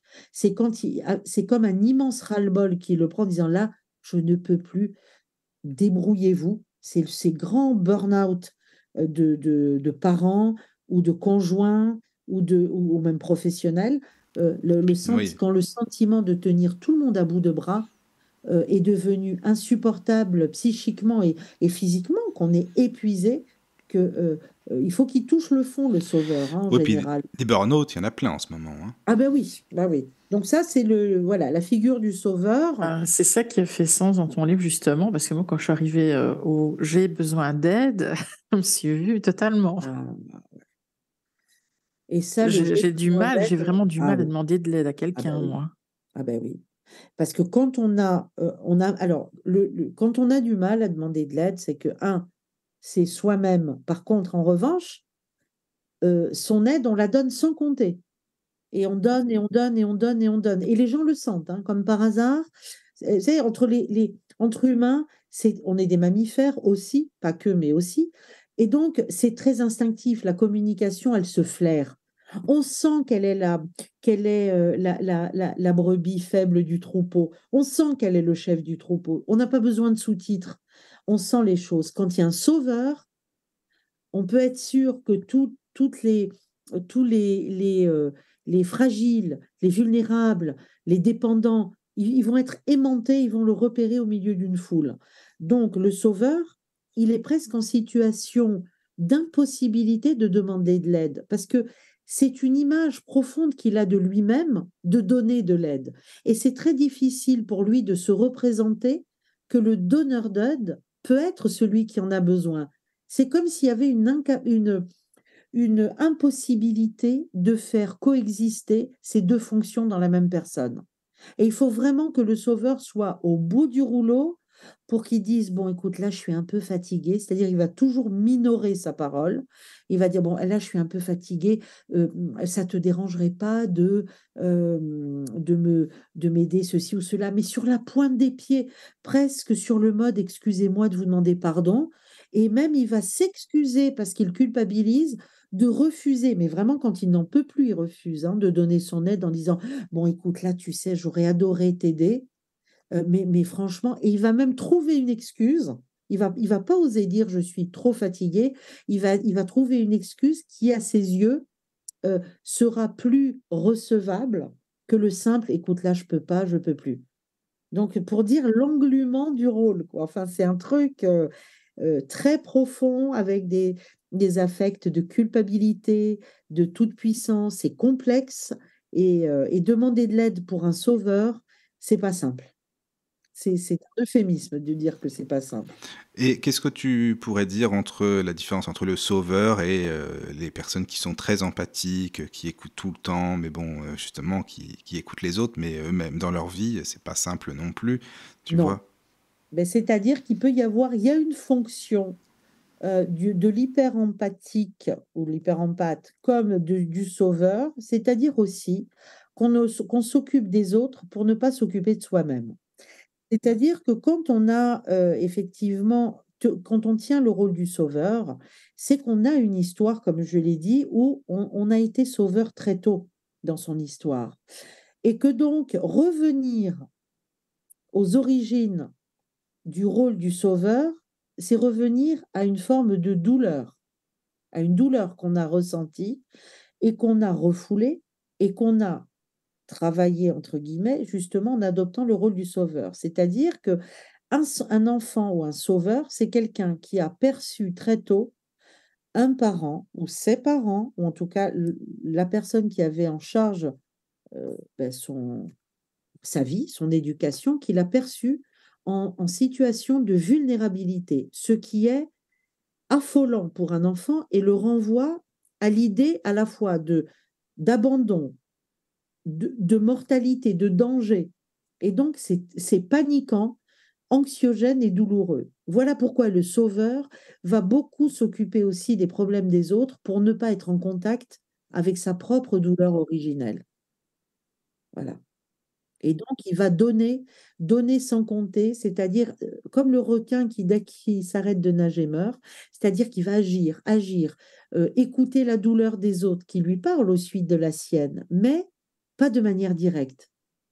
Il est à la fois en contact avec la douleur, puisque ce sont des gens qui ont besoin de lui qui lui parlent, mais ce n'est pas sa douleur. Ce qui fait qu'il va pouvoir à la fois être en contact avec quelque chose qui lui est familier, mais pas personnel, donc c'est supportable pour lui. Voilà. Oui, je comprends. Alors, tu sais, il y a des questions sur le chat. Hein. Tu vois, c'est bien. Tu peux venir plus souvent, hein, il y a plein de questions. Super. C'est génial. Alors, Avec plaisir. mais oui. Alors, il y a Allegriason qui demande, cette répétition peut-elle être en lien avec le passif d'un ancêtre familial proche que nous n'avons pas forcément connu? Je suppose que c'est par rapport au schéma répétitif de tout à l'heure. Oui.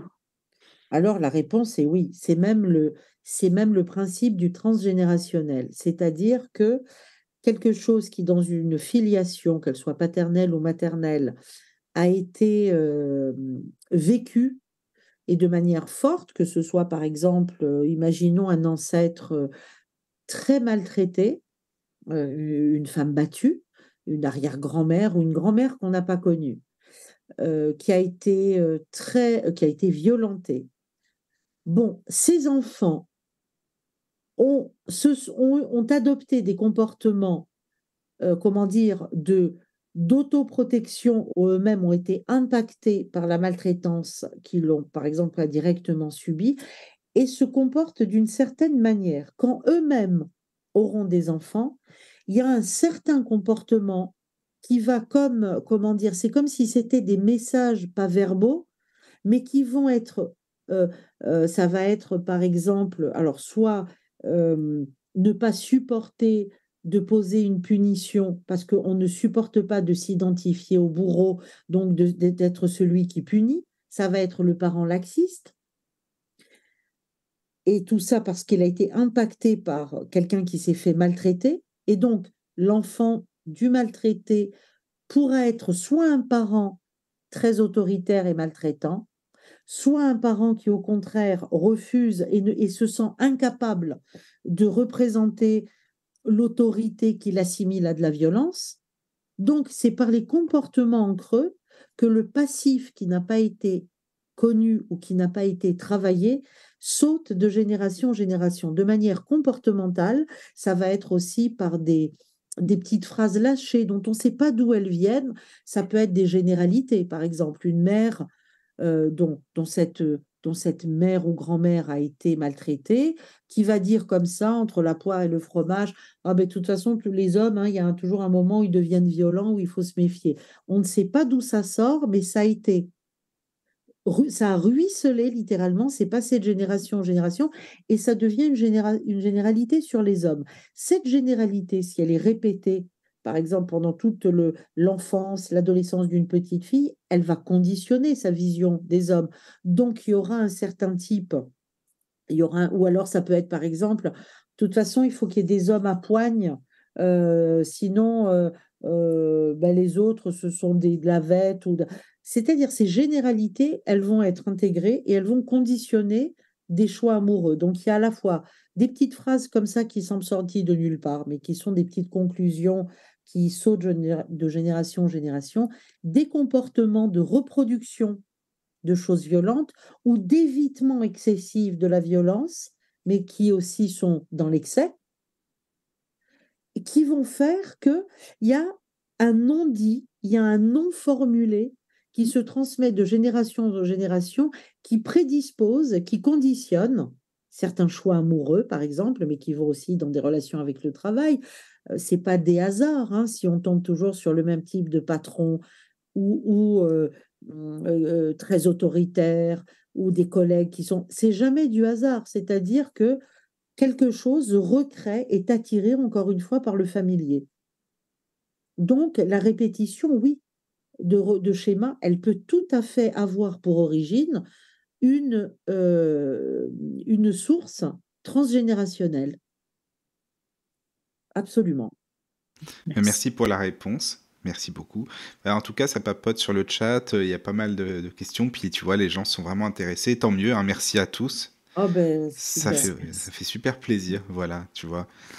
Alors, oui, Caro, si tu as des questions, vas-y, hein, n'hésite pas, parce que moi, j'en ai plein. Donc voilà, n'hésite pas. Oui, enfin, moi, je voulais revenir au début justement de ton livre quand tu dis, et ça, c'est vraiment la question typique qu'on dit quand on demande aux gens, ça va, les gens répondent toujours oui, ça va. Et puis quand on creuse, voilà, quand tu as commencé enfin, au départ de ton livre, tu as demandé à tes amis, Oui. est-ce que tu penses te traiter comme un ami? Et puis au départ, c'est oui, et ensuite ça change une fois que tu creuses. Oui. Ben, c'est-à-dire que quand on creuse la question et qu'on arrive dans le concret des choses avec des exemples, et qu'on dit par exemple, oui, mais par exemple face à l'échec ou bien la culpabilité, et ben là très vite on voit. Parce que il y a un truc très banal, mais qui est éloquent, qui est vraiment révélateur, c'est que quand on pense on ne se maltraite pas de manière active, on pense qu'on se traite bien. Mais non, c'est pas parce qu'on se traite, c'est pas parce qu'on ne se fait pas, comment dire, auto-violence qu'on se traite bien pour autant. Ne pas aller juste se dire ah non mais là je suis nulle ou bien là j'y arriverai pas. On pense que c'est banal, mais c'est tout sauf banal. C'est comment dire, des fermetures qu'on se fait à soi-même. C'est des jugements. Ce sont des prophéties autoréalisatrices négatives qu'on s'administre. Et donc, on voit que la maltraitance banalisée, elle est au détour de petites phrases, de petites choses qu'on n'ose pas, de petites réflexions qu'on se fait, de petits ou grands plaisirs qu'on se refuse, de jugements qu'on se fait à soi-même en pensant qu'on est juste objectif ou exigeant. Et en fait, c'est cette série de petites duretés ou de petits manquements ou de non-autorisation, de non-permission euh, au fil du temps, eh bien, mises bout à bout, ces petites maltraitances font que, au final, on roule, je dirais, sur 2 ou 3 facettes ou potentiels ou ressources de nous-mêmes et qu'on s'interdit des tas de choses. Parce qu'on s'interdit de les faire, comme on l'a dit, par peur du jugement des autres, par croyance de nos propres incompétences, limites ou incapacités, par peur de l'échec. Donc, cette série de peurs qui réduit notre terrain, notre espace d'expression, font qu'au final, on peut très facilement fonctionner, métro, boulot, dodo, et sans jamais avoir le sentiment de s'être déployé, de s'être épanoui, d'avoir osé des choses, de dire, bon, ben, c'est la fameuse phrase qui dit, j'ai vécu, je crois que c'est Georges Sand qui dit, euh, j'ai aimé, j'ai été quitté, j'ai quitté, mais j'ai vécu. Et donc, en fait, s'autoriser, se libérer, ces mots qui nous libèrent, ça ne veut pas dire aller vers le tout positif, mais c'est se donner la permission d'expérimenter, d'essayer des choses, de prendre euh, plaisir à des innovations, à de l'audace, à des expériences sans être soumis en permanence à l'exigence de résultats, à l'exigence d'infaillibilité, à l'exigence de perfection, à l'exigence même de réussite. C'est le fameux nice try. Bon, mais si je pars pour faire un marathon et que j'abandonne dans le premier quart d'heure, et alors? Il y a eu toute la préparation, il y a eu mon truc. Il y a eu cette espèce de souplesse psychique qui dit, bon, ben vas-y, et puis tu verras bien, et en tout cas, c'est une expérience, c'est aussi ça, vivre. On oublie que vivre, c'est expérimenter. C'est pas passer son temps à se passer des concours et des jugements pour voir si on est au niveau, pas au niveau, si on est apprécié, liké, pas liké. C'est revenir à soi Je suis et d'accord. dire, ben moi j'essaie les choses et puis on verra. Bah, on est Et en incarné pour plus, ça expérimenter. libère les autres. Quand il y a quelqu'un de décomplexé qui dit, bon, ben moi j'ai essayé, ou bien quelqu'un qui n'a pas peur du ridicule, non seulement on ne le trouve pas ridicule, mais il nous fait du bien. On se dit, ben oui, il a raison, et on l'envie même. Donc, quelqu'un qui s'autorise à être naturel, à ne pas se juger, il fait baisser la pression chez les autres. Alors que soi-même, plus on est dans l'exigence de perfection, plus on se juge, plus ceux de notre entourage vont se sentir jugés, parce qu'en fait, ceux qui jugent très durement et très régulièrement les autres, eh bien, les premiers à se juger, c'est eux-mêmes. Mais dès qu'on en finit avec le jugement, qu'on lâche, et qu'on est plus dans l'expérience, eh ben, ça libère les autres. C'est sympathique comme attitude. Et donc, on aime les gens qui se prennent pas la tête, qui disent, ouais, ben là, écoute, c'était moyen, ou bien qui se moquent un peu d'eux-mêmes, ou bien qui Oui, reconnaissent. oui. On est C'est plus à bien. l'aise avec, On ça est, c'est sûr. C'est mais sûr qu'on est. carrément. Et on est Puis, tous pareils. oui. Puis là, comme tu dis, tu parles de la, enfin pas de la planète, mais de l'expérience. On est là, on est incarné aussi pour faire ces expériences, ça c'est sûr, hein, bien Carrément. sûr. Mais bien C'est sûr. important, quoi. Mais bien sûr, on oublie qu'on est, comment dire, on oublie qu'on est là pour expérimenter Mais oui, aussi notre singularité. c'est ça. C'est-à-dire que moi, je dis toujours, avant nous, il n'y avait personne comme nous. Pendant non plus, après non plus. C'est-à-dire cette personne unique qu'on est. Mais quel dommage de passer son temps à ne voir que ses limites et ses défauts. Il vaut mieux voir l'unicité de cette personne, qu'on est chacun d'entre nous. Oui. Et franchement, plutôt que de perdre son temps à se scruter physiquement, si on n'est pas assez grand, pas assez mince, pas assez n'importe quoi, pareil pour les, les dons, les diplômes et tout. Mais c'est pas vivre ça. Ça, c'est passer en permanence des examens dans une cage, Tout le temps. Oui. tout le temps. Oui, oui. Alors, il y a une remarque sur le chat, juste après la question là, que Caro a lue. Donc, Allegriason demande, ce transgénérationnel peut-il être travaillé grâce aux constellations familiales? Alors déjà, qu'est-ce que tu en penses des constellations familiales, finalement? Oui. Voilà, quoi. Les constellations familiales, c'est un peu comme, comment dire, c'est comme dire qu'est-ce que vous pensez de la psychanalyse ou des thérapies, des TCC. Ce sont des outils formidables. Ensuite, il y a le côté formidable de l'outil qui est vraiment voilà, éprouvé. Et puis, il y a la qualité du thérapeute. Déjà, la qualité de sa formation. Et puis, troisième paramètre, il y a ce qui se passe entre le thérapeute et la personne. Et un excellent thérapeute peut ne pas être un bon thérapeute pour telle personne, être excellent pour un autre. Mais l'outil constellation pardon, familiale, oui, il est très bon. Comme les psys en transgénérationnel. Flavia, si tu veux, on peut faire une pause musicale, parce que bon, ça fait un petit peu, les Je auditeurs veux peuvent bien aussi, parce que j'ai hein, une tu vois. Et allergie puis, on là. se dit juste après, les amis. Entrez dans la sérénité et la paix, la paix, la paix, la paix. Bienvenue sur la radio du Lotus. Et nous revoilà après cette pause musicale. Bien sûr, je suis toujours avec Caroline et avec Flavia. Coucou, Bien, toujours là. toujours. Voilà, voilà. En tout cas, tu sais, vraiment, on est à l'aise avec toi. Hein. Enfin, on voulait te le dire parce que ça fait plaisir vraiment de te connaître et puis de faire une belle émission comme ça ensemble.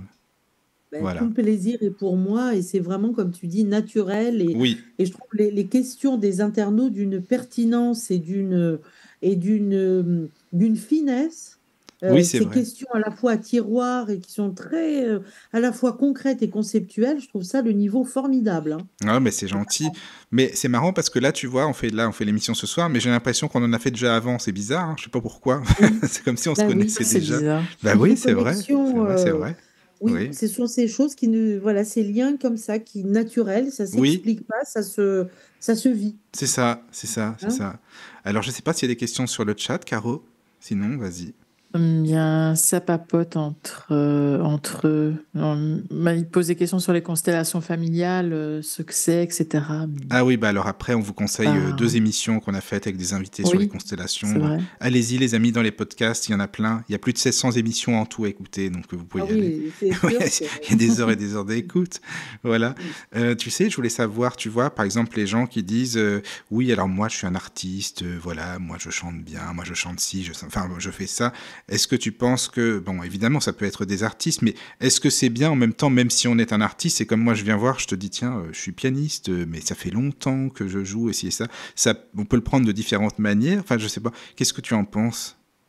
La- C'est-à-dire, tu dis au niveau de mettre en De mettre avant en quelque chose avant. de son identité, Oui, c'est ça, c'est là, ça. encore une fois, ça dépend du contexte, ça dépend à qui on s'adresse, et surtout, ça dépend de notre intention de base. Si notre Oui, intention de départ, c'est comment dire, de se présenter de la manière la plus authentique et de mettre en avant quelque chose qui est très important pour soi, le fait d'être musicien ou le fait d'être, peu importe, et pour établir une connexion avec quelqu'un et de vouloir une intimité, une authenticité, c'est formidable. oui, Maintenant, si c'est pour se vanter ou si c'est pour se donner, comment dire, de la substance, de la personnalité, ben, il y a quelque chose à interroger de soi, c'est-à-dire en se demandant, mais pourquoi j'ai besoin de me mettre en valeur comme ça, ou de me présenter toujours sur mon meilleur profil. Ça veut peut-être dire que je ne suis pas euh, si assurée, oui, c'est si une question de tranquille que j'en ai confiance en l'air, soi. hein. Oui, Donc, oui, oui. mais par contre, il n'y a pas de jugement moral à avoir sur ça. Je crois que en fait, ce qui nous plombe la vie, c'est aussi de passer nos actes et nos projets et nos réactions toujours par le prisme du jugement moral. C'est bien ou c'est mal. Non, comment dire, le mieux, c'est de questionner. Nous sommes des êtres d'information et de sens. On est en quête de sens et on est toujours en quête d'information sur nous et sur les autres. Donc, il est plus profitable de se dire, quand j'adopte ce comportement, au fond, qu'est-ce que je veux dire? De quoi ai-je besoin? Qu'est-ce que je veux fuir? Qu'est-ce que je veux montrer de moi? Et tenter, parce qu'on a en nous des réponses, Oui, tenter d'y répondre plutôt que de se dire, ah, je suis nul quand je fais ça, ou bien, ah, ça ne se fait pas, ou il faut et je dois. Parce qu'on pourrait aussi parler dans ces croyances limitantes, des injonctions, par exemple, dans les croyances et les valeurs familiales, dans ce qu'on a reçu comme il faut, il ne faut pas, tu dois, tu ne ah dois oui, pas, tu l'expliques bien dans qu'on ton a livre. repris à notre Mm. propre compte. Et on est blindé comme ça de trucs qu'on n'interroge jamais. Jamais. Or, il n'y a pas de il faut et de je dois. Il n'y a que des projets, des pensées, des actes librement consentis avec nous-mêmes parce que ça a du sens pour nous, évidemment à condition qu'on ne se nuise pas et qu'on ne nuise à personne, bien Bien sûr, évidemment. ça c'est Mais à normal, oui. partir Mm. de là, pourquoi mettre euh, ou de la culpabilité ou du jugement moral sur tout? Non, il vaut mieux interroger nos comportements plutôt que de les qualifier. C'est beaucoup plus profitable et on peut en faire quelque chose. Alors qu'un Oui. verdict, un jugement moral, pof, ça tombe, on l'assène aux gens et on se l'assène, et puis il n'y a plus rien qui se passe derrière. Puis Alors que si on après, se je pense que les gens questionne, le remarquent facilement. Je veux dire, si on fait, c'est bien de parler, mais si on montre ce qu'on est vraiment, finalement, ça parle oui, beaucoup plus aux gens, quoi. on peut, mais les deux peuvent Oui, les être deux, oui. recevables à Mm. partir du moment où on est à l'aise et on est au clair avec notre intention. Oui, Et oui, oui, c'est oui. très bien si on fait des trucs pour épater, puis des fois c'est bien aussi d'épater les gens. On Ah peut bah, avoir aussi, il ne écoute, s'agit pas parfois d'être... ça fait Voilà. plaisir aussi, faut dire. Bien sûr, bien C'est sûr. ça, quoi. Mais encore une fois, si on est à l'aise avec ce qu'on dit, avec la façon dont on se présente, enfin, si en tout cas on sent que c'est juste et que c'est naturel, eh bien, ça passe très bien. Les gens ne se trompent pas en face. Oui, c'est Par ça. contre, c'est comme quelqu'un qui essaiera de faire le modeste, alors que par ailleurs, on sent une prétention, une espèce ben, ces fausses Il y en a modesties, ces aussi, fausses oui. Oui, oui. simplicités. Ben alors ça, on les détecte Ah oui, à alors ça, c'est 10 sûr. kilomètres. Oui, oui. Donc, l'important, c'est d'être en phase, en cohérence entre ce qu'on ressent et ce qu'on propose, ce qu'on met en acte. Et si on n'est pas à l'aise avec son ressenti, là, on l'interroge. Oui, Pourquoi je ne me oui, sens pas oui. à l'aise avec ça? Dans quelle autre situation avant ça, je ne me suis pas sentie non plus bien?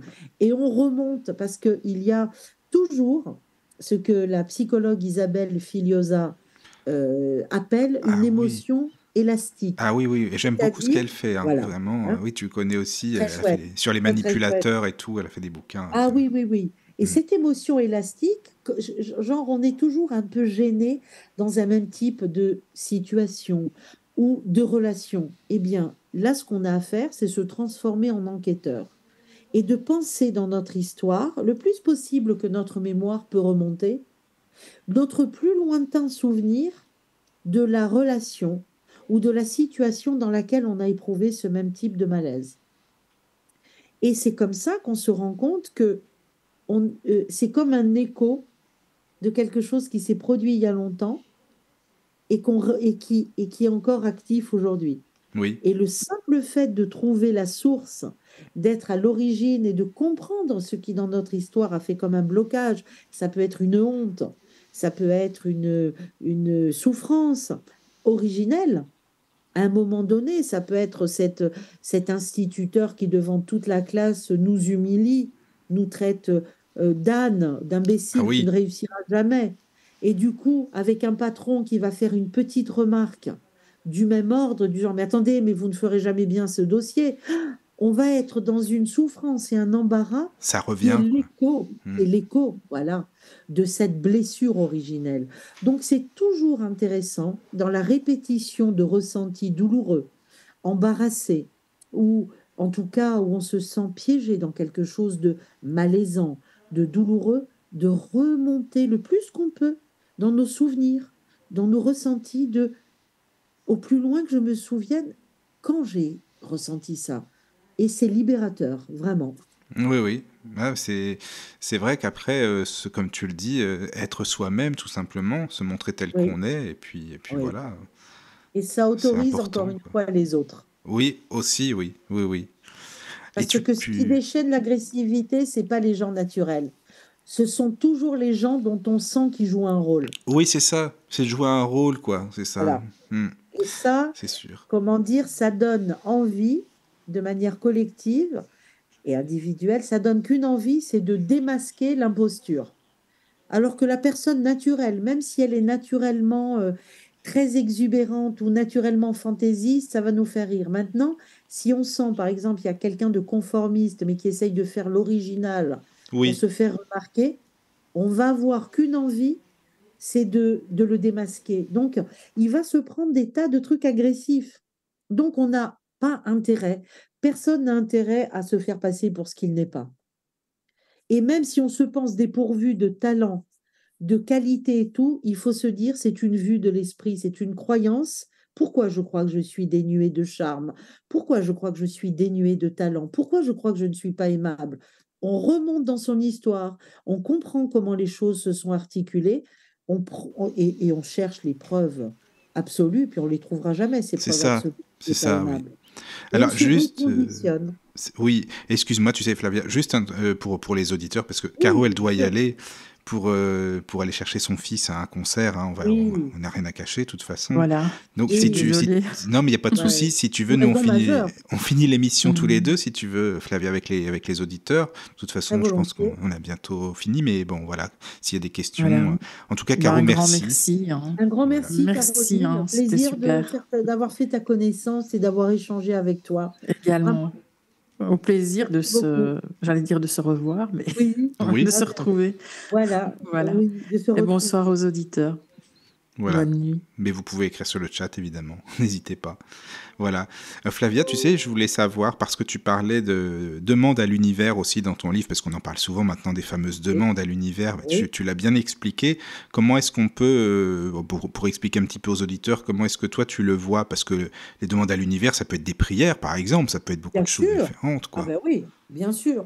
Moi, j'ai voulu, bien que très, comment dire, sensible et engagée, moi, dans une vie personnelle, spirituelle, mais j'ai voulu, dans ce demande à l'univers, m'adresser sans exclusive et rester vraiment sur le terrain de la psychologie, Oui, à qu'on soit croyant ou pas croyant, le simple fait de déléguer, de passer le relais à quelque chose de plus grand que soi, que ce soit, ça peut être des personnes de la famille qu'on aimait et qui sont défunts, des oui, défunts, ça peut être le ciel, la nature, Dieu pour les croyants ou les dieux, peu importe.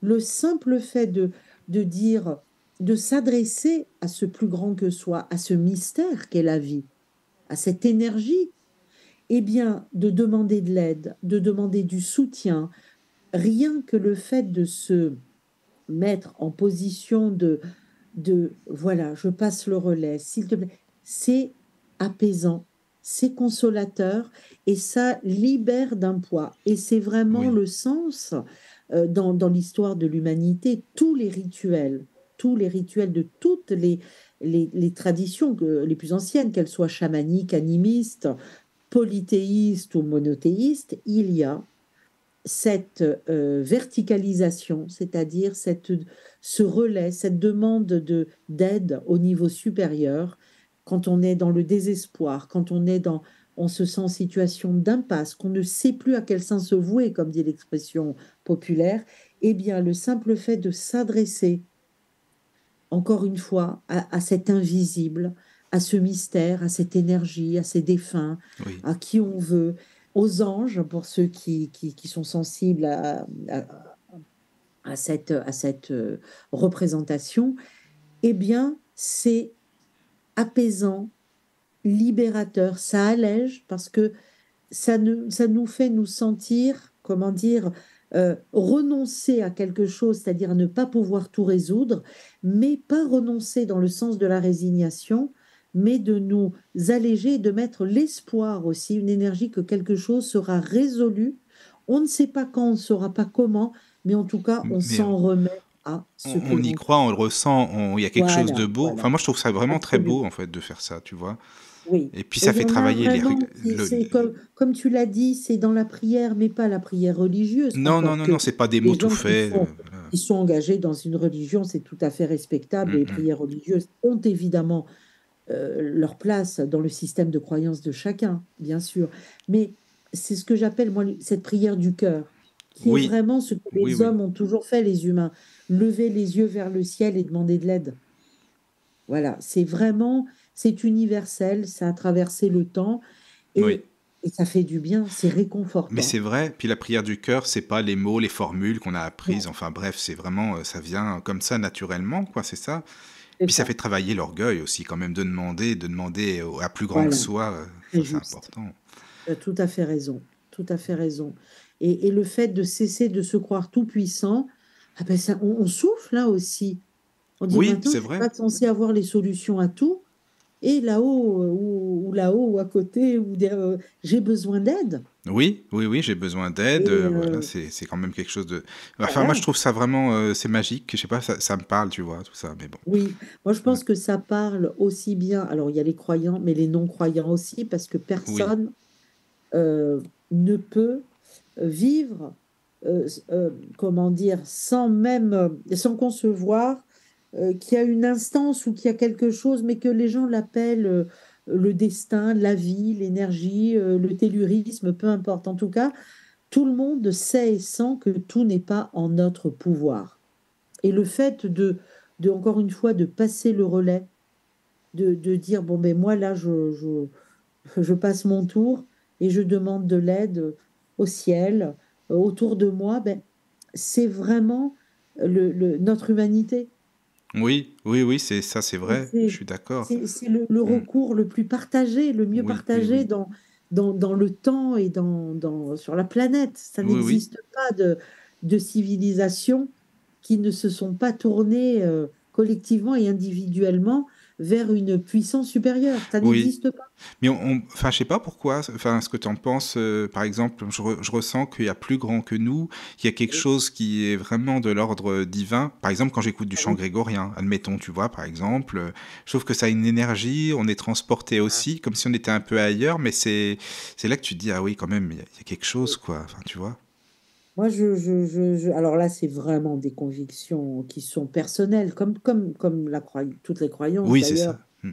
Mais moi, je pense que euh, c'est la phrase c'est dans la Bible, hein, tu ne me chercherais pas si tu ne m'avais déjà trouvé. Oui, Mais moi, je pense qu'on cherche ce qu'on a déjà connu ou trouvé et que on ne peut concevoir que ce qui est dans un système du concevable pour nous. Donc, moi, je pense que l'humain et le divin, ça va ensemble. oui. C'est comme si Quelle ça que nous est soit familier. quelle que soit la représentation du divin, d'ailleurs, Oui, hein. oui, peu importe, c'est Peu sûr, peu importe, importe. peu importe. Chacun a ses représentations, ses croyances, ou même les gens les plus matérialistes, les plus athées, ils croient, par exemple, ils disent, moi je crois dans l'humanité, mais c'est une forme de transcendance, croire Mais dans oui, l'humain. oui, oui, c'est vrai. Je Donc, ressens ça aussi, oui. Mm. le Comme plus toi. grand que soi, ça peut être tout simplement aussi, pour certains, la nature, les forces de la nature. Oui. C'était l'ancien président François Mitterrand qui dit, moi je crois aux forces de l'esprit. Ah oui, c'est ça, oui, il C'est avait une dit, oui. manière Mm. aussi de dire ce divin, mais sous d'autres mots, Oui, une oui, autre oui. représentation. Mm, c'est vrai, ben, ne serait-ce que Il ne faut pas d'être se priver, hein. dans la Moi, je nature. dis que pour se faire du bien et se libérer, s'alléger et se traiter avec... il faut renoncer à aucune bonne solution. On a une boîte à outils de nos jours qui est énorme, constituée par la psychologie, le développement personnel, les neurosciences, la spiritualité, on peut aller jusqu'aux médecines alternatives. Pourquoi se priverait-on de puiser dans cette boîte à outils? Il faut se constituer soi-même sa petite boîte à outils. Il faut Oui. essayer les choses. Il ne faut pas être passif euh, euh, en disant ben, je suis comme ça, ou bien c'est ma nature, ou bien ah, c'est mon histoire, c'est ma famille, C'est pas comme de ça. chance. Oui, pas de chance, c'est parce que, Mais voilà, non, c'est comme si on était formaté finalement oui, par quelque chose. on n'est pas Et oui, prédestiné non, à. non, non. Bah, en plus, tu sais, tu parlais des étiquettes, ça m'y fait penser, là, justement. Ah oui, lui, il est cool, lui, il est sympa, et toi, t'es comme si. Alors que parfois, Voilà. on se dit Donc non, non, ça, il ben faut non, arrêter, hein, c'est parce pas que moi, quoi. non. Voilà. Les étiquettes, elles ont deux fonctions. Elles servent à nous, elles servent quand on les utilise sur quelqu'un à réduire la personne à une ou deux facettes de son caractère, c'est-à-dire donc à le contrôler quelque part, hein. Tu Oui, es, tu es tu es le clown de service, donc tu n'es que ça. tu dois faire ça. Et tu dois, voilà, on est assigné un rôle et Mm. soi-même, en fait, c'est qu'on reste prisonnier ben, des attentes ou des injonctions que l'école, les parents, encore une fois, ont eues sur nous. Mais ce ne sont pas des fatalités, encore une fois. Oui, c'est ça. Prendre conscience de l'étiquette qu'on nous a collée, ben déjà, on l'a décollée en partie, et refuser aussi d'être réduit à une caricature. Et déjà, commencer par ne plus coller d'étiquette aussi aux gens, parce qu'on fait ça pour se rassurer. Oui, ça, c'est vrai Il est aussi. sympa, mais on n'en sait rien s'il est Et on n'est vraiment pas dans sa vie sympa. privée non plus, hein. On n'est pas? Non. Donc, être bienveillant, oui, mais aller au-delà, c'est rentrer dans le jugement. Oui, oui, c'est vrai. Mais c'est vrai Donc, que j'ai on trouvé reste à la ça. C'est bienveillance. intéressant, oui, ce chapitre-là. Donc voilà, c'est pour ça. Il y a Allegria sur le chat, parce que Caro n'est pas là, je vais essayer de remplacer sur le chat, c'est pas facile. Bon, elle dit la notion d'univers est effectivement apaisante, je le trouve, car on se sent accompagné. Bah, c'est par Voilà, rapport à la discussion oui, d'avant. très juste, très juste. C'est un très beau mot. Moi, j'adore le mot Ah oui, oui, accompagnement. oui, c'est vrai. Merci L'accompagnement, Allegria pour oui, ton c'est message. vraiment ça. Oui, oui, oui. Et moi, je pense Ouais. qu'on l'est, mais ça n'engage, Ah encore mais une fois, ça t'inquiète pas, n'engage que moi. on est sur la même longueur d'onde. Bienvenue sur la radio du Lotus, ça fait plaisir. Oui, oui, C'est oui, bien, oui, c'est bien. je crois avoir Oui, compris ça, en effet. oui, oui, oui, oui, c'est ça quoi. Voilà. Alors, je ne sais pas si tu as quelque chose à ajouter ou si tu veux conclure l'émission. Sinon, voilà, n'hésite pas, hein, bien sûr, hein. Oui, moi j'aimerais juste dire que on vaut tous la peine, tous, d'essayer de se donner le maximum d'outils, de chances pour se rendre la vie plus douce. Oui, Que l'anxiété, la souffrance, le sentiment d'isolement, le sentiment de ne pas être à la hauteur ou d'insignifiance, ce ne sont pas, non seulement ce ne sont pas des facilités, mais ce sont des croyances erronées. Ce n'est pas de la lucidité. Ce n'est pas être réaliste que de penser ça de soi, je ne suis pas à la hauteur, ou bien, de toute façon, je ne connaîtrai jamais que ce type de relation, je ne connaîtrai jamais le bonheur, ou je serai toujours seule, ou ce sont des croyances qui nous enferment effectivement dans un système qui n'appelle que ce type de situation ou de relation. Et oui, qu'il est très, comment dire, c'est à la portée de tout le monde de casser le système de croyances négatives et enfermantes pour passer à quelque chose où on va faire des expériences, où on va se donner les moyens, mais de manière très simple, comme un petit entraînement oui, tous les jours, de gagner de la liberté intérieure, chaque jour un peu plus, de la d'accord. bienveillance pour soi, de la bienveillance, et c'est un cercle vertueux. C'est vraiment, il n'y a rien de magique. Oui, C'est-à-dire que oui, oui. mieux je me traite, plus mes émotions sont agréables, positives, plus ça me donne envie de faire des choses, de rencontrer ou des gens, de prendre des initiatives sans avoir peur de me planter ou d'être jugée. Et donc, je vais dans quelque chose qui est de plus en plus de l'ordre du plaisir Mm, et mm. du sens, Oui, puis tu dis qu'il faut avoir aussi de l'autocompassion envers soi, bien sûr, c'est ce qui bien est sûr. logique, quoi. Bien sûr, Voilà, ça bien c'est sûr. Quand on important. souffre, il faut dire oui, là je souffre et prendre soin de cette souffrance, mais Oui, ne pas séjourner dans la souffrance comme étant une mais fatalité. c'est Voilà. ça, parce que tu as des gens qui restent dans la culpabilité en permanence, tu sais, ah, j'ai fait Ah oui, ça, c'est dommage, pardonne-moi, j'ai fait ci, j'ai été comme ça, mais c'est fait, puis il faut passer à autre chose, il faut voilà. avancer, On quoi. passe à autre chose, soit en Oui, réparant ce qui peut l'être, voilà, soit en tirant les leçons. Quand on ne peut pas réparer quelque chose qu'on a fait, pardon, on en tire les leçons en disant, bon, qu'est-ce qui m'a fait agir comme ça? De manière à ne pas répéter la, la- le comportement ou la relation ou la situation une prochaine fois. oui, Donc, on a ou à réparer ou à tirer des enseignements. Donc, il y a toujours quelque chose de positif, mais pas au sens de positivité euh, factice, mais de fécond à faire. Là, Michael, je sens que ma petite toux revient. non, non, mais t'inquiète pas, tu sais, si tu veux, je comprends. Si tu veux. Désolée, Non, non, non, non, mais t'inquiète pas. petite Tu sais, allergie, là, bien. ben oui, non, mais en plus, tu veux. Écoute, si tu veux, on fait une petite pause de 2 minutes juste pour dire au revoir après aux auditeurs. Voilà, Si tu veux, parce on que peut là, faire comme ça. ça gratouille, c'est plus Non, mais raisonnable. je comprends, on va être raisonnable. Et puis, bah, tu sais quoi, ça sera l'occasion pour faire une émission ensemble, justement. Donc, Ah, ben, très volontiers, voilà. très, très Bah, volontiers. bon, on fait une petite pause et puis on dit au revoir juste après, si tu veux. On fait Ça ça. marche. Allez, à tout de suite. Entrez dans la sérénité et la paix, la paix, la paix, la paix. Bienvenue sur la radio du Lotus. De retour, bien sûr, toujours avec Flavia. Coucou, toujours là. Oui, il Eh fallait qu'il ne bien, tousse plus, Dieu merci. voilà, c'est ça, c'est ça. Mais en tout cas, Oui. je voulais te remercier vraiment bah, au nom de la radio, de Caro et moi, et puis des auditeurs, bien sûr, parce que c'est vraiment une émission bah, qui a intéressé beaucoup, beaucoup de monde. En tout cas, Caro et moi déjà en premier, et puis les auditeurs aussi, parce qu'il y a du monde sur le chat, il y a plein de questions.